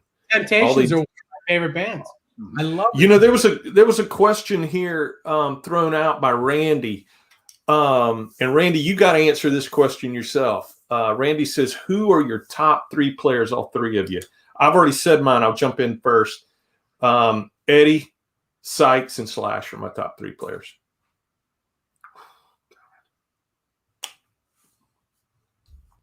Wow. Yeah. Eddie, Jimmy Page. Oh, God. You know what? I'm going to go with, he has influenced me an awful lot. Rick Richards. Oh, cool. Yeah. Underrated player. People only know him from the Georgia Satellites, but after the Georgia Satellites broke up, he's been Izzy Stradlin's player for the last 20 years, among other things. And Izzy, if you can find his albums, good luck. But if you can find them, yeah. Man, that first album, solo album is. Oh yeah. And the rest stuff, it's even more retro, Ty. It's like Ronnie Wood type stuff. They do a version of Memphis, Tennessee. Look it up on YouTube, folks. Izzy Stradlin, Memphis, Tennessee. It's like, if that's not a show opener, good God, because they're just going up.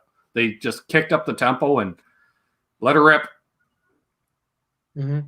Cool. Well, my favorite three, of course, EVH would be number one. I would say Jimi Hendrix. Yeah. And then I'd have to say Eric Clapton, because when I would gig, and if you guys and girls look me up and look on YouTube and see some of the old gigs that are on there that I've played, I sang a lot of Eric Clapton songs, and like when I would solo, I kind of would want to sound like him. Mm-hmm. So I thought that very heartful sounding player. Those are my top three if I have to have a top three. Sure. And Randy, who posed the question, man, did he pick out a good one at number one? Terry Kath at one, Hendrix and Gilmore. Man, that's guitar royalty right there. Yep. Yeah. Quentin's got Angus and Malcolm as a duo, which is cool. Because Malcolm Young taught me how to play rhythm guitar. Nuno, which always terrified me as a player. He's so freaking good. And Lynch, man, I love George Lynch. Those are good, Quentin. Did you know that Jimi Hendrix's favorite guitar player was Terry Kath? Yes. I thought Hendrix's favorite player was Billy Gibbons. That he may have said that too, but I remember reading that he had said that Terry Kath was his favorite guitar player. Well, Terry Kath is just, he's from another world. Yeah. Hey, I'm glad you mentioned Clapton too, Dave. As as iconic as he is, in this, it's funny how in the '60s he was God, and yet, he maintained it through into the '90s, and then when he started going for his roots blues thing, I don't know, like I think he went to being a guitar player. Like it was only fellow musicians that listened to him more at that point. Yeah. But I remember, like again as a kid, you're watching those events on PBS or something. And one of the few times I get shushed would be, Clapton's playing. Mm-hmm. Like, really? My dad's strictly rhythm player. He has slow hands playing because he referred to me as slow hand. And I said, but Dad, he plays so fast. He goes, that's the ironic part. They call him slow hand because you watch. You hear a lot, but you watch. He's a very efficient player. And I was just like, yeah, he's good, Moses coming down the mountain with the 10 Commandments isn't as important as Eric Clapton playing. Oh, Brian's got 5 right here, and boy, are they a sophisticated bunch, no doubt. George Benson, Larry Carlton, the immeasurable picking of Al Di Meola, Uli John Roth, which Brian's got to come on here and he's got stories that are not mine to tell, but he's got stories he needs to share about these guys, and Michael Schenker. That's a powerhouse 5 right there. They're usually the guys that that mention guys like that always mention those guys together. Yeah. They're like almost one and the same. They're like all amazing players of the same ilk. They're amazing. And Laz corrects me. He says, I think Hendrix said that the best player he ever heard was Billy, not his favorite. Thank you I stand corrected. Yeah, I was going to say, possibly one of Hendrix's, we know probably his favorite songwriter was Dylan. He loved Dylan. I know that. Boy, Mark's got Alex Lifeson, EVH, and Clapton. Nice. That's a good 3. Oh, and Michael pulls out Townsend, Gilmore, and Greenwood. That's killer. Nice. Hey, Muddy Muddy H2O. Jeez, if I get that right. No one said SRV. You just did. Yeah. So many. There's so many. Well, yeah, because SRV introduced the blues to a whole new generation in many ways, right? Yeah, but I mean, how good is Muddy Waters' handle right there? Oh yeah, Muddy H2O. I mean, that is such a good handle. Muddy Waters, yeah. Yeah. See, Ty, you're the smart one. That's because of certain lifestyle choices, right? You're on the ball. I'm behind the ball, I guess. Muddy Waters invented electricity. Hey, man, that is no lie right there. Yep. That is no lie. That's what Willie Brown said, right? And none of us mentioned it, but we all did mention it in our early days of playing. Ace Frehley. Ace was huge, not the most technical guy in the world, but him and Eddie Van Halen were the two guys smiling when they played more than anyone else. What was your first? I can't wait to hear from the chat. What was your first Kiss solo you ever learned? I've still yet to learn one. Really, man? I never learned solos. Same, Dave. Cold Gin. Same. Yep, Cold Gin. That's a cool rhythm track too, man. Yeah, Cold Gin was probably the first Kiss riff I learned. That, or actually no, Firehouse was the first Kiss riff I learned.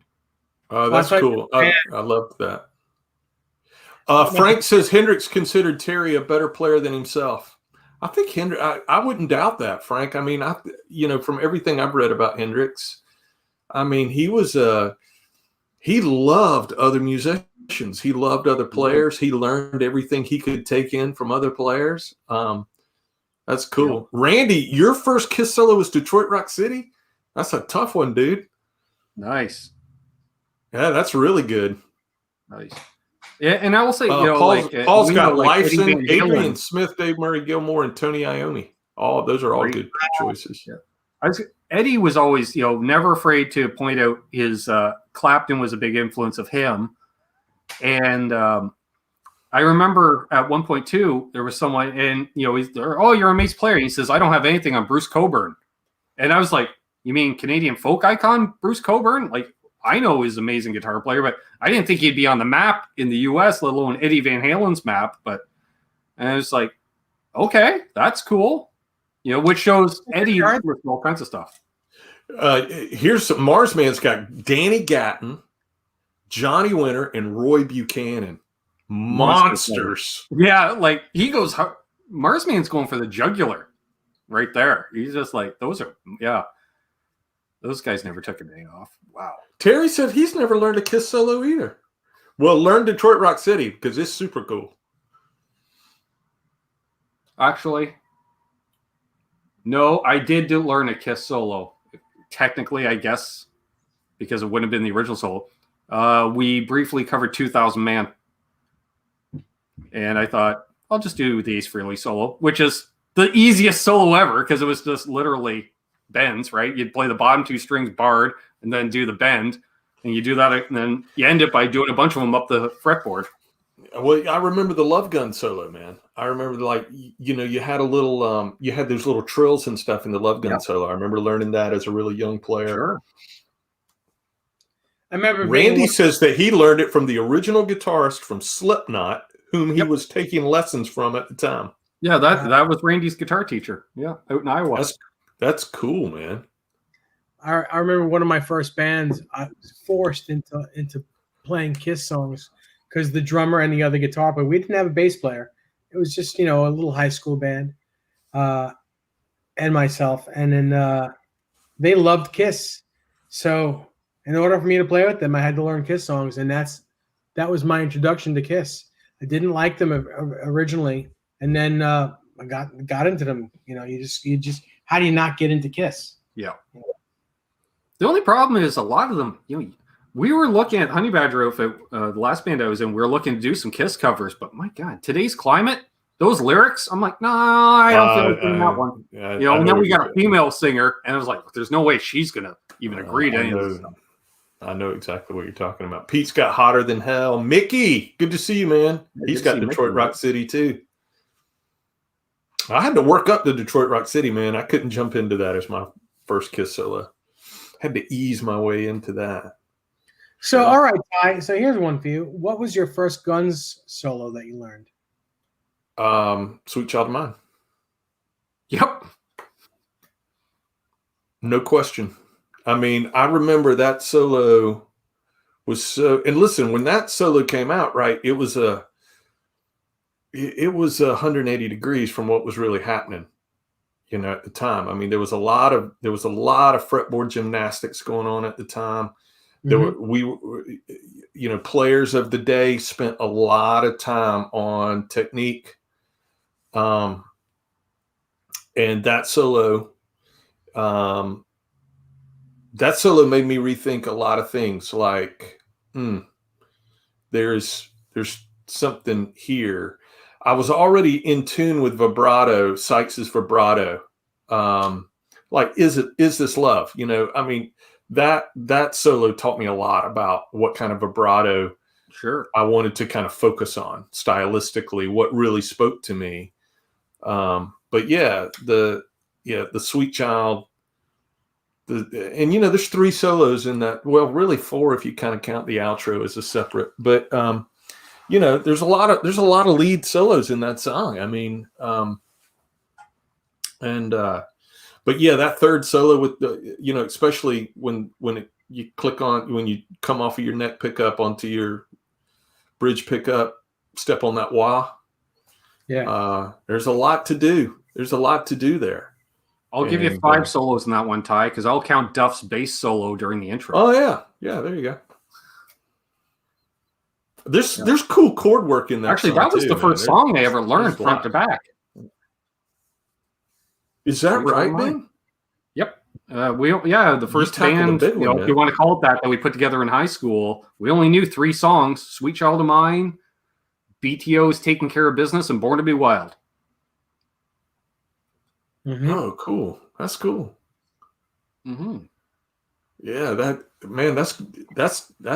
that's tackling a task, right? If you're going to take, Sweet Child is the first song you go front to back. Well, yeah, but I was doing all Izzy's parts originally, and then later on in life, because it was one of the few songs I knew back to back, because that was like, Christ, we only knew 3 songs. We rehearsed once a week, so later on, I'd always say to people, let's throw in "Sweet Child of Mine." They're like, "Who's going to sing it?" I'm like, "I'll sing it. I got a falsetto. I'll do it." Good for you, man. Yeah. Very first band I ever played in. My mom, I had this pair of sweatpants, and my mom put these ruffles on the sides of my sweatpants, and we did this battle of the bands at a local school.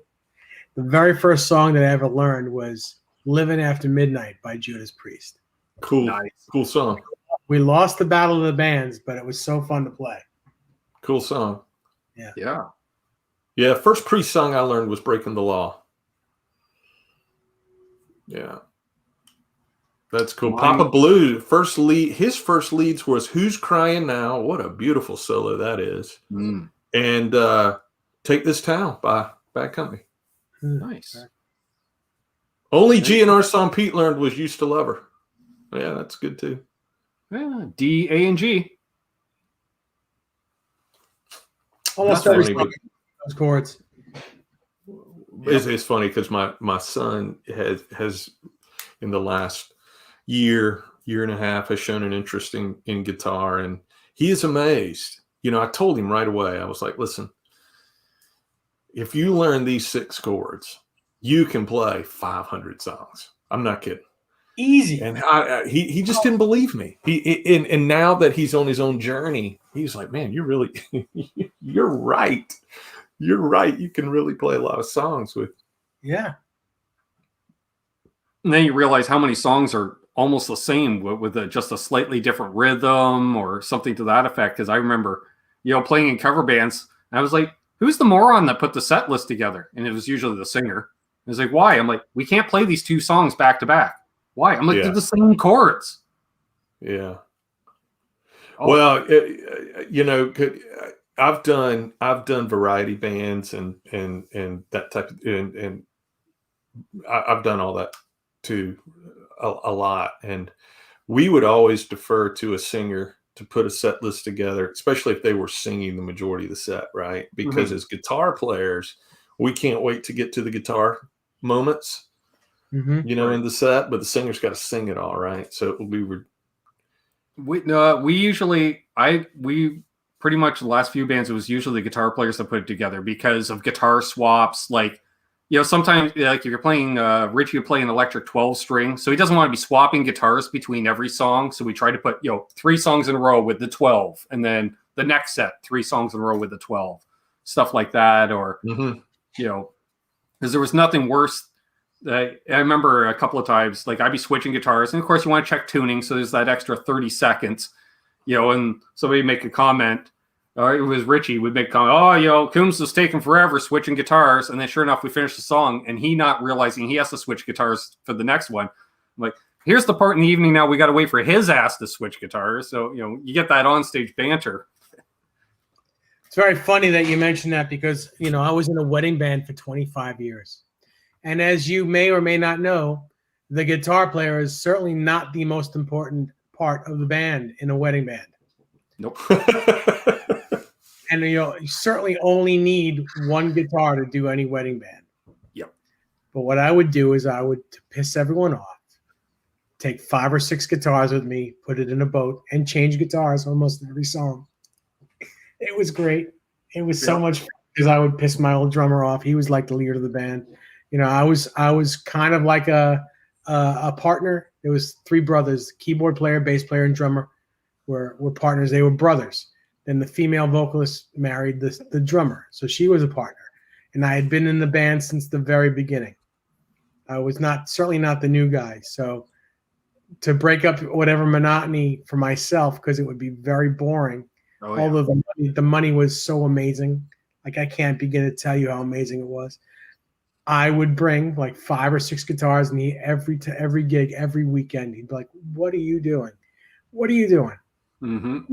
Why do you need 5 Stratocasters? Why? For what? Why?" Or then I'd bring 5 Les Pauls, or I would bring 5 guitars with Floyd Roses on them. I would just literally piss him off. And I love the guy. We all loved each other. We were like brothers. But it would be so funny to get his goat. Why would you do that? And I had this little tiny area where I had to play like this because, again, guitar player, not the most important part. The keyboard player and the singers were up front. Story. I was behind everyone. So I would be like, screw you all. I'm going to bring 5, 6 guitars. The only thing that was terrible about it was putting them all away and packing them all up after. All right. So Paul's got a question. Ty and Ben, what's your first ruffled pants memory? I don't know what a ruffled pants memory is. Paul, you need to tell me what that is. Oh, because I said that my first band, I had a pair of sweatpants and my mom put ruffles on the sides. Right. Oh, gotcha. Okay. I got a few leather pants gigs I could talk about if you want, Paul, but not ruffled pants. It's funny, Dave. You mentioned that, bring it, especially to break up the monotony of, when I was in the band Smile Harder, also with Richie.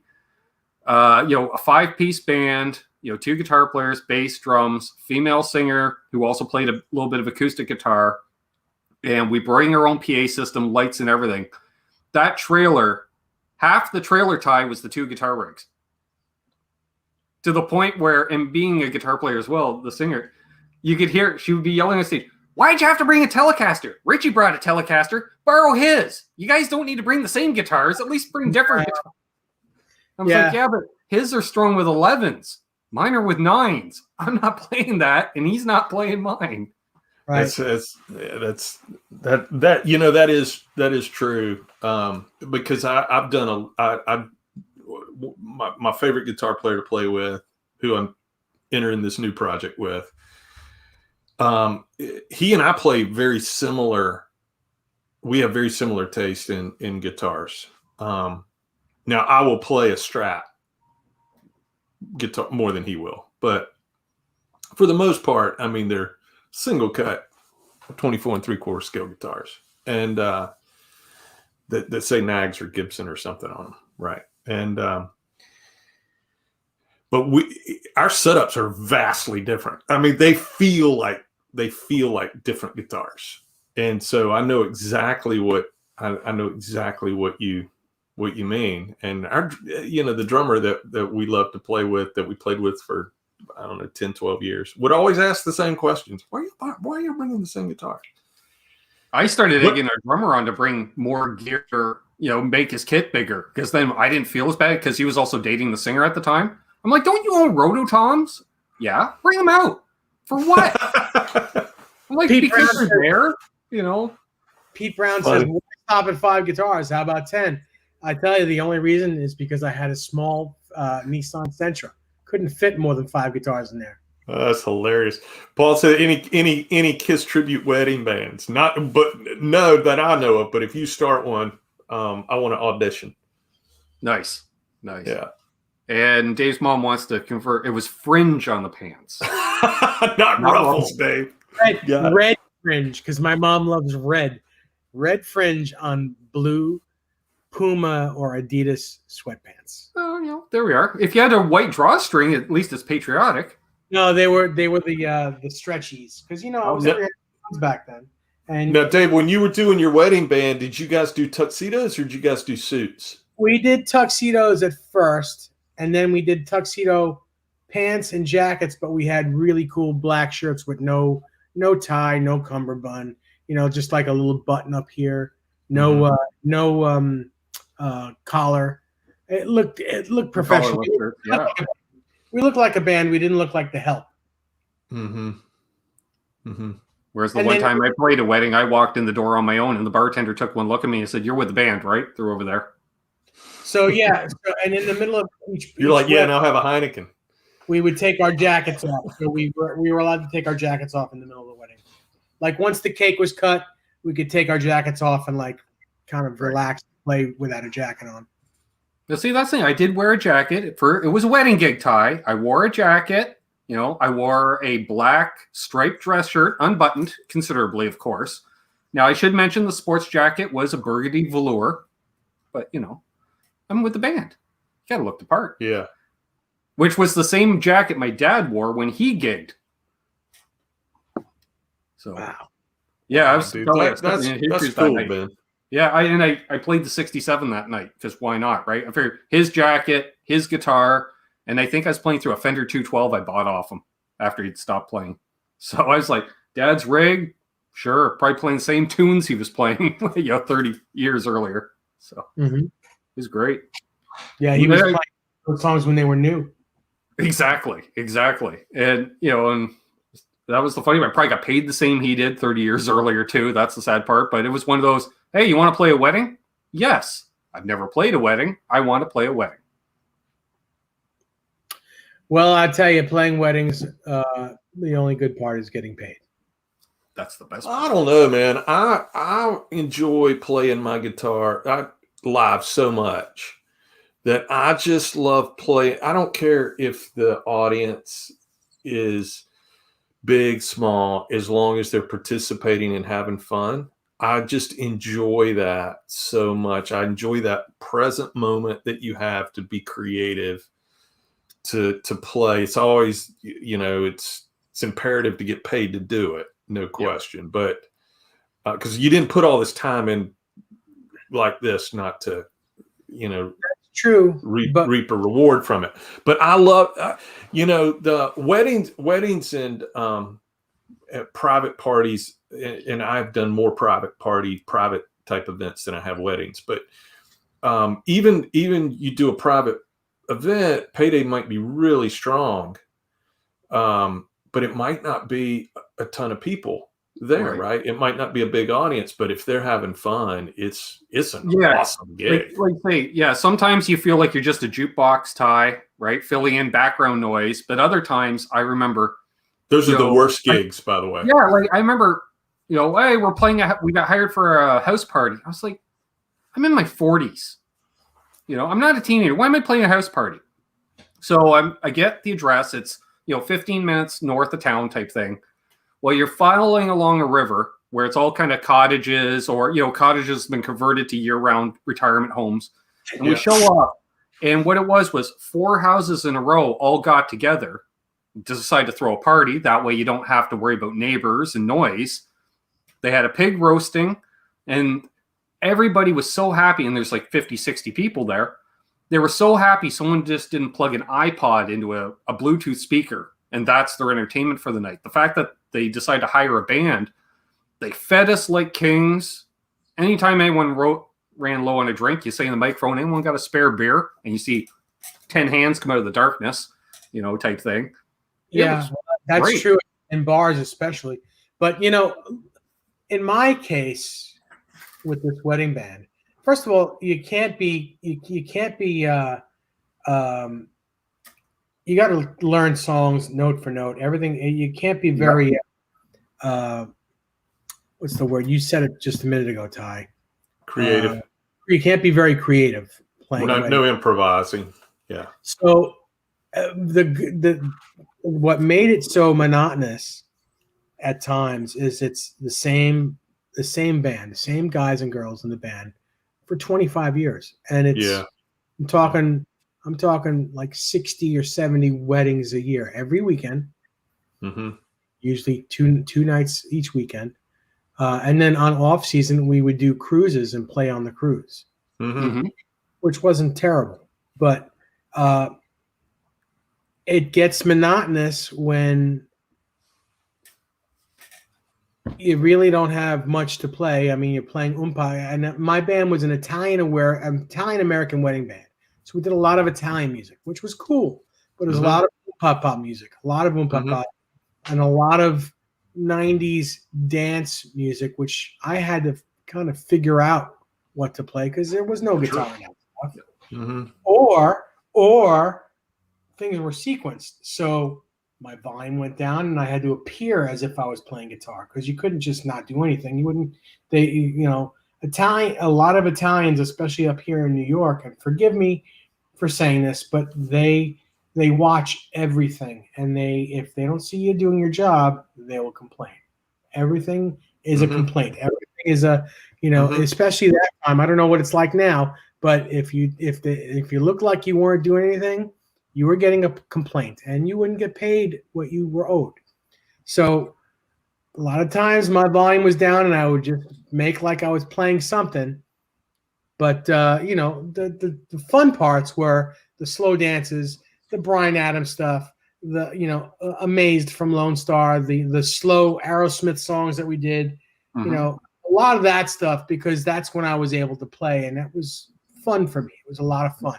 Now, Dave, did you guys at least switch up the set list, like the order of the songs, so it wasn't quite as monotonous? Yes and no. Up here, I don't know how things are in Canada, but everywhere, weddings are done differently everywhere. They're just done differently. Here in New York, the maitre d' pretty much tells you what to play, when to play it. They don't tell you exactly what songs to play, but they say, okay, you're going to have 20 minutes here. You're going to play 2 slow songs. You're going to do a Motown set, and you're going to do a dance set. Sure. And then they tell us to break for whatever meal we're having. After the cake is cut and all those dumb dances are done, then they say, okay, you got an hour and a half, go for it. Do what you want to do. And you sit there and you stand there and you play music for an hour and a half, like a real concert. Mm-hmm. So that's how that happens up here. Now, when we would do a wedding in New Jersey, you ate first. All the meals, all the courses are done first before the band plays one note. Right. And then the band plays for the rest of the night. Yeah. Yeah, that's the way it is here. Dinner, speeches, band. Really weird in different areas of the world, of the country, anyway. Couple of things coming in. The great Van Zini says he has stories. Dude, you'll have to agree to join us one night and tell some of your stories. I'd love to hear them. And Mo says some of the best crowds that he's been in front of were at festivals. Me too. I've not done a ton of different types of music in festivals. I've done definitely done country, and that's where the majority of that happened for me. I've done a Latin festival. In fact, Dave gave me some suggestions tone-wise on a Latin festival. What was that, Dave? A couple years ago, right? Yeah. And tribute. I've only done metal festivals myself. Done a tribute.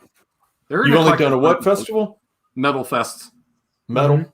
Yeah. Yeah, they're an eclectic bunch, Ty. An eclectic bunch. So I'll tell you guys the story, and there's a moral to this story as well.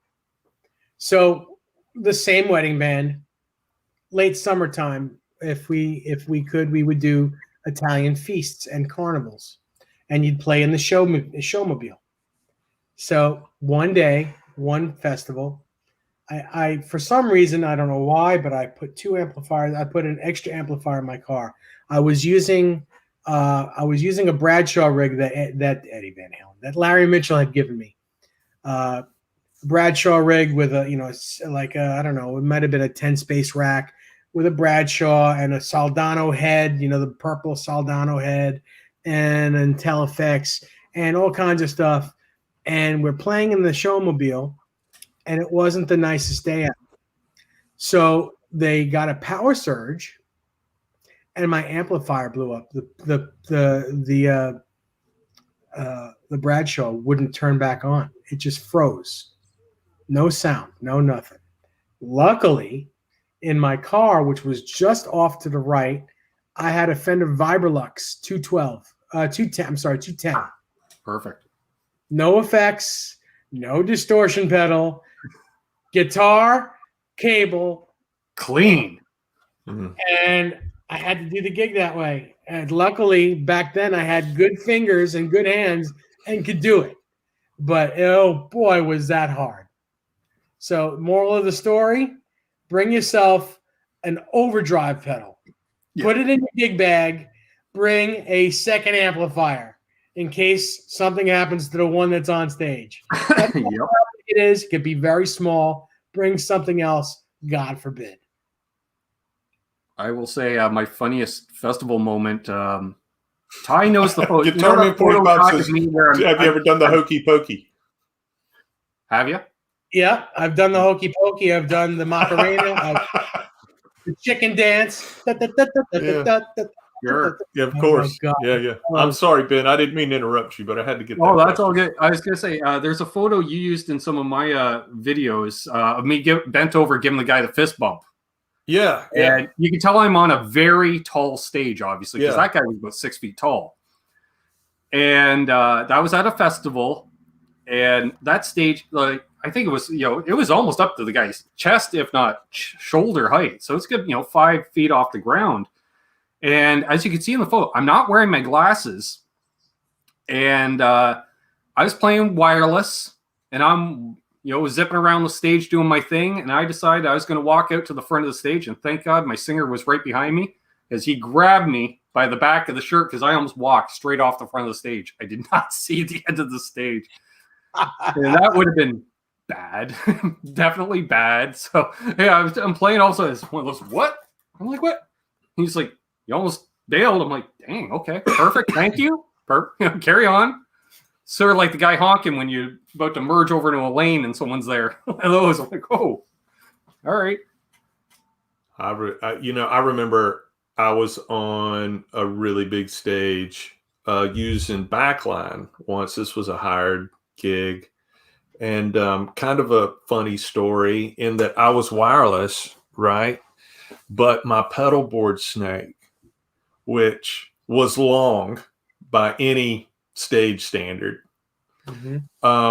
wasn't long enough for this giant stage. And it was a very embarrassing moment. That's not the moment you want to have when you're the hired guy coming into play, and your snake is, only goes, half the stage. Don't you think your snake a little longer, Ty? That's all I got. I hate when your snake is short. Yep. So it was, you think just when you think you'd seen it all, it was a pretty embarrassing moment. Yeah, that's when you forget some of the long patch cables. Well, I guess my pedal board is going to be back at the back of the stage in front of my amps because I can't reach it to the front of the stage. I have to think about if I have any really embarrassing moments. Oh man, I've got tons of embarrassing moments. I'm sure you do. Yeah, I mean they'll come rushing back. We could do a whole show with everybody where we just talk about our most embarrassing moments on. I think the most embarrassing moment is when you're the one time you decide to call out a band member in any way that's not totally polite. There's always a hot mic on the stage because we were about to play. You know, the other guitar player in the band goes to do the opening riff for the opening song, and he's got nothing. Like, say, Dave, nothing, right? And he's freaking out, you know, and he's throwing a fit about it, and he's ready to throw his guitar. And I've never seen mics this hot, but generally you got to get up on a mic to be heard on stage. But this guy, he had these beautiful Sennheisers that I had to be arm's length from the mic. And all I said was, "Hey, dipshit, why don't you try picking up your cable off the stage and plugging your guitar in?" That's all you heard through the entire PA system. And that was at a festival too, Ty. I've got one. This is awful. I can't believe I'm going to tell this publicly because it makes me look like such an idiot. But Rob Baker from New Jersey tuned in just for your story, Ty. Hey, Rob, good to see you. All right, I'm sorry for how idiotic this is, and but it's absolutely true story, and it's humiliating but funny at the same time. So have a laugh at my expense. So.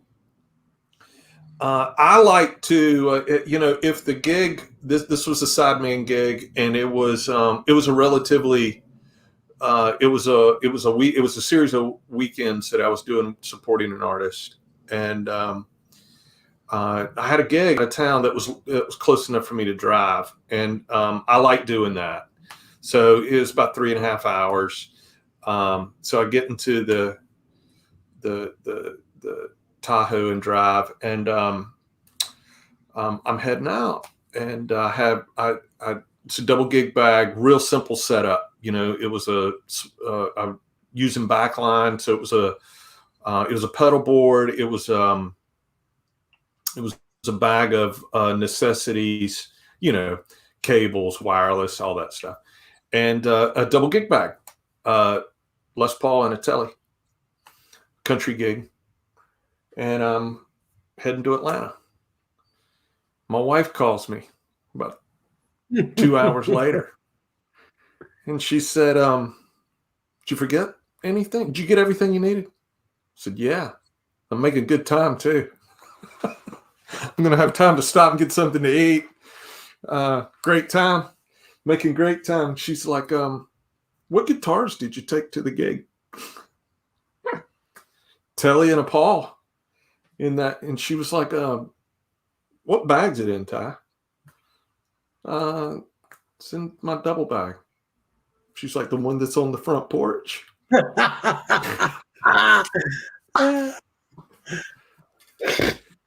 one of those moments. Listen, guys, one of those moments where you're like, I'm the hired help. I mean, what am I doing? I'm showing up to the gig with no guitar to play. I'm going to play guitar. One of my bass players showed up at a gig and forgot his bass. So you're not the only one, buddy. Yeah, you know, playing 2 nights in a row, especially, you know, Dave, you know, end of November, you can leave most of your gear in the car overnight, but you got to take the guitars in. So he took his bass inside, left the rest of his bass rig in this truck, overslept. It was one of those, we played the night before, the next day it's an afternoon set. And so he got up, rushes. Thank God we were only half an hour away from home. And he's like, where's my bass? I'm like, I don't know, dude. You know, you brought your gear in. He's like, calls his wife. Is my bass still sitting on the couch in the living room? Yep. He's like, I'll be back in an hour. I'm like, perfect. I went over to the promoter. Can you flip us to the next band after? Why? Our bass player doesn't have a bass. Kind of important. Promoter just laughed. Bass players. Somebody asked what I do. I used opening band. We were the second band on the bill of 3. We were direct support, and I used the opening band's Telecaster. Compensated him for the use of his. I was using backline anyway. I had my board, wireless, all my gear, you know, except a guitar to play, and used his Telecaster and compensated him for it. He was a lifesaver.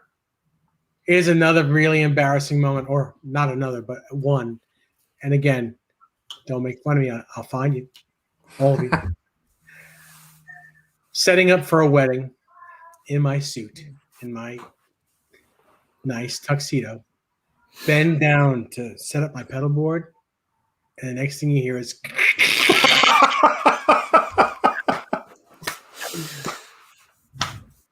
no underwear, and I had to play the whole gig with air coming through.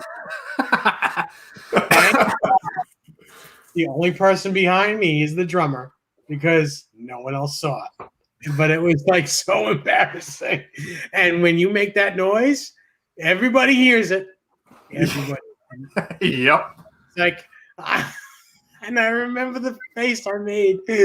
I'm gonna have a heart attack right now. Oh my god! It was. I heard the noise. I was like, oh. I swear it was like a comedy act. It was just like a comedy act. It was so funny, so embarrassing, but so funny.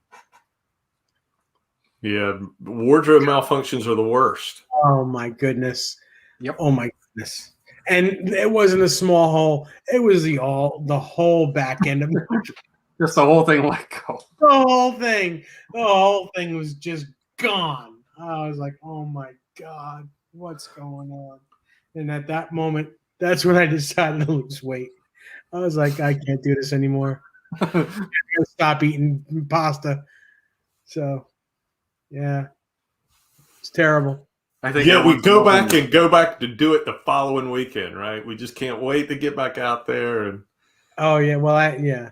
Go back and do it the following I will say I wasn't in the band. I went to see a friend's band play. I won't name the band for the embarrassment of them. They were sitting around ready to go on stage. He got a little overzealous with a fart and shot himself. Oh, God. Gambled and lost.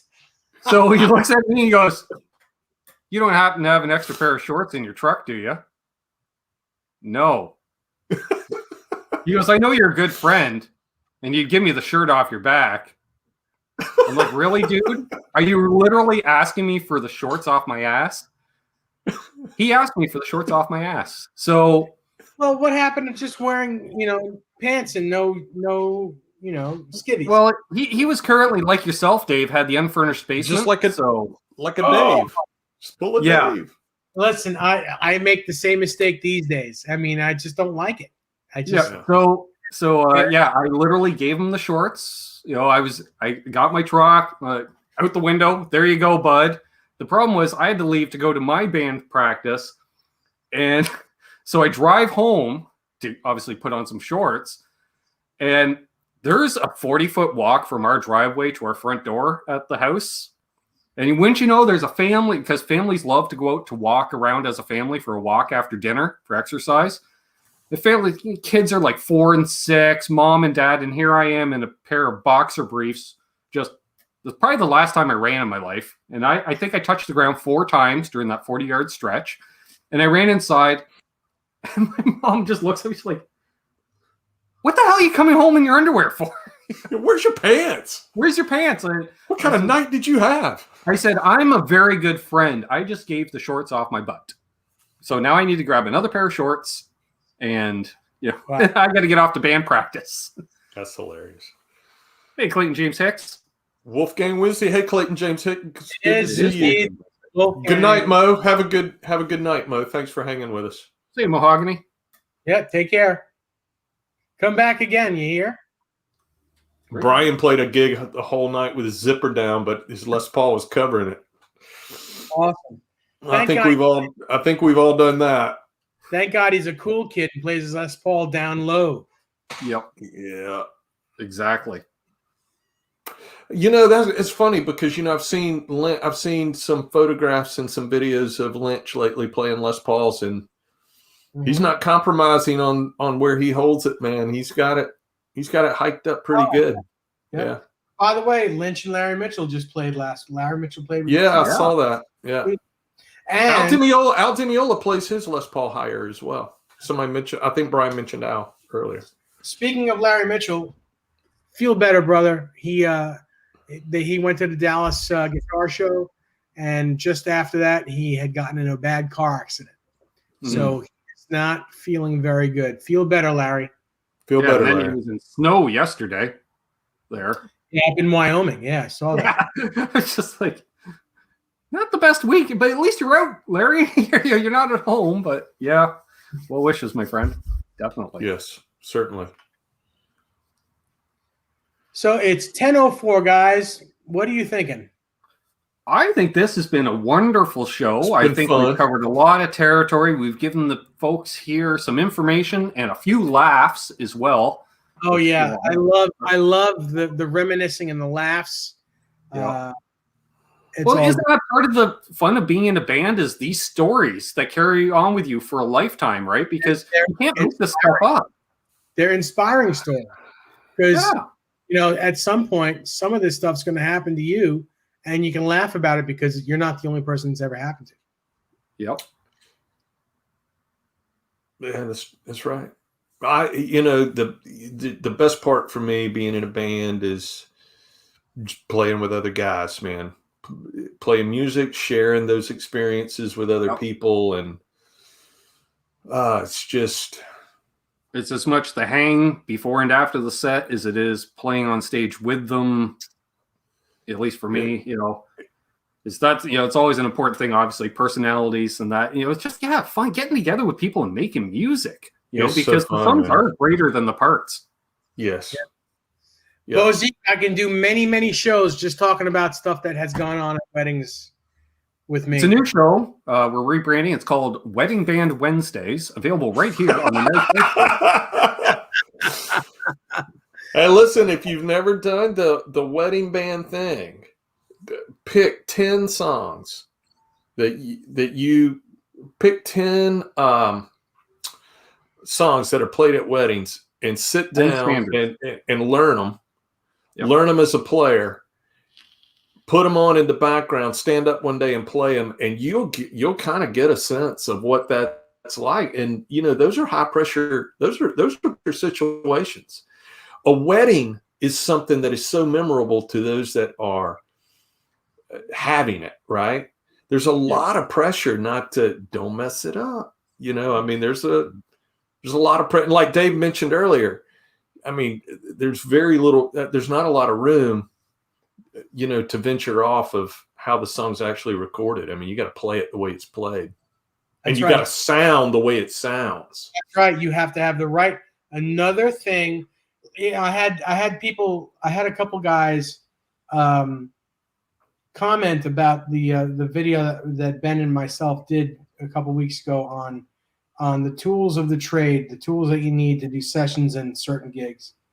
And that is absolutely the truth.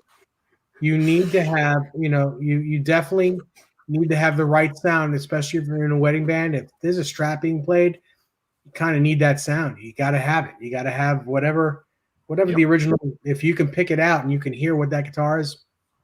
Yeah. These people don't sound like the radio. Bozique's funny. He said, "Yeah, it's memorable unless you get divorced later." That's funny. Seen that happen too. I've seen people get divorced during their wedding. Well, I noticed that too, Terry. Yeah, Dave Soundlevel did come up. One member decided to have a fling with someone else in the wedding party, and the divorce happened right there. It's unfortunate. Yeah, you get to see a lot last wedding day. Missing hanging and jamming with friends. I think we all are, man. Hey, Mark Dillon. Hey, Mark. Tuning in from Newfoundland. Nice. Wow. Terry, thank you. Yeah, I turned. Thank you, Terry. I turned the internal microphone on my Mac up. It was down for some reason, and I turned it up. So thank you. Awesome. So, man, Randy, he had a band at his wedding, and absolutely no wedding songs were played. That's cool. That was the one. And then Steve Carmichael says that's when you play Freebird. That's awesome. What's up, Steve Carmichael? Hey, Steve. I had, speaking of Skynyrd songs, we were talking about songs we learned early on in our guitar playing thing. One of the first songs I ever learned to play top to bottom was Sweet Home Alabama. Sure. And it would be, D, G, D, C, and G. Yeah, of course. Yep. For me, I covered Simple Man for years. Mm-hmm. Yeah, I've done that a million times. No question. Look, I'm in it's country music down here. I mean, every country artist covers a Skynyrd song. Might as well. They're one of the best bands ever. One of the best guitar bands ever, right? Like we were talking about Lars earlier. You know, some of the content that he's got on his channel. You know, some of the guitar playing tone wise, you can hear some of that Skynyrd influence in his playing, which is really cool. Mm-hmm. Yeah. Randy says the first song he ever learned was House of the Rising Sun. Same with me. And then I had to play Stairway to Heaven for a little like my teacher had all her students come out for a thing in front of the families. So I learned Stairway to Heaven for that. But the very first song I learned was House of the Rising Sun. How old were you when you did this Stairway to Heaven thing? I was probably about 9. And you played Stairway to Heaven, yes, in public at 9.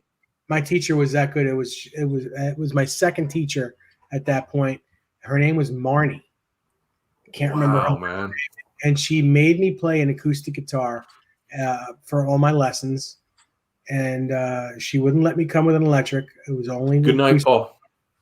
Yeah, take care, Paul. And she taught me the first half of Stairway to Heaven. And I played everything up to the where the solo would be, because she played the solo and I just played everything on top over the solo. I took 2 years of classical guitar in high school. I should say classical the first year. Because one, you didn't even have to have a classical guitar. You could have just a standard acoustic. And the final exam for year 1 of guitar at our high school was playing the intro to Stairway to Heaven. Wow. Man, you guys had some ambitious things happening for you as young guitar players. Well, it was scary. School, so we had a lot of art in our school. Yeah, it was very scary too, because I remember she had a big house. I'm sitting here talking about playing Kiss songs, and you guys are off playing Stairway to Heaven. Well, you know, it was tough. But it was, you know, it was fun getting. Once you got through it, it was like, oh my God, that was amazing. If I didn't see it happen, I wouldn't have believed it myself. So what was the first AC/DC song you ever played in public? Oh, it was probably Back in Black.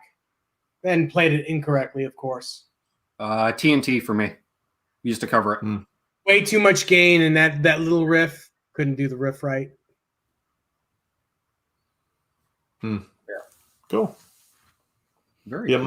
Mine was probably Shook Me. Was the first AC/DC song I ever played in public. Nice. With the solo. Nice. I did the Oys in TNT. Oi. Yeah. Man, that's a great song.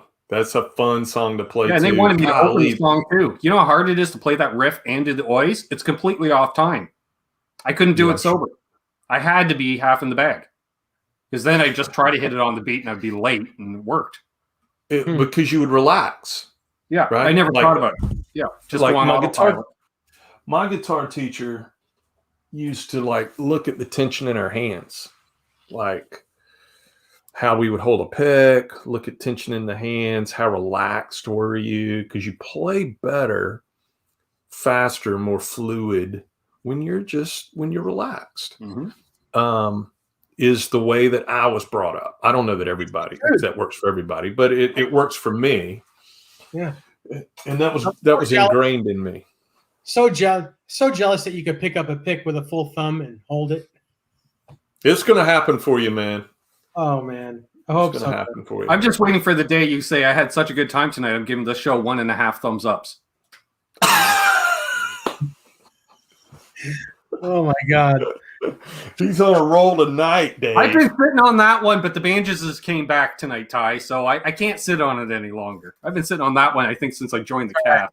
The only reason the bandages are back is because the doctor, what was yesterday or Tuesday? Yeah, the doctor took the scab off where I thought it was healed. So it doesn't look pretty under there. So the bandage is back on. Nice.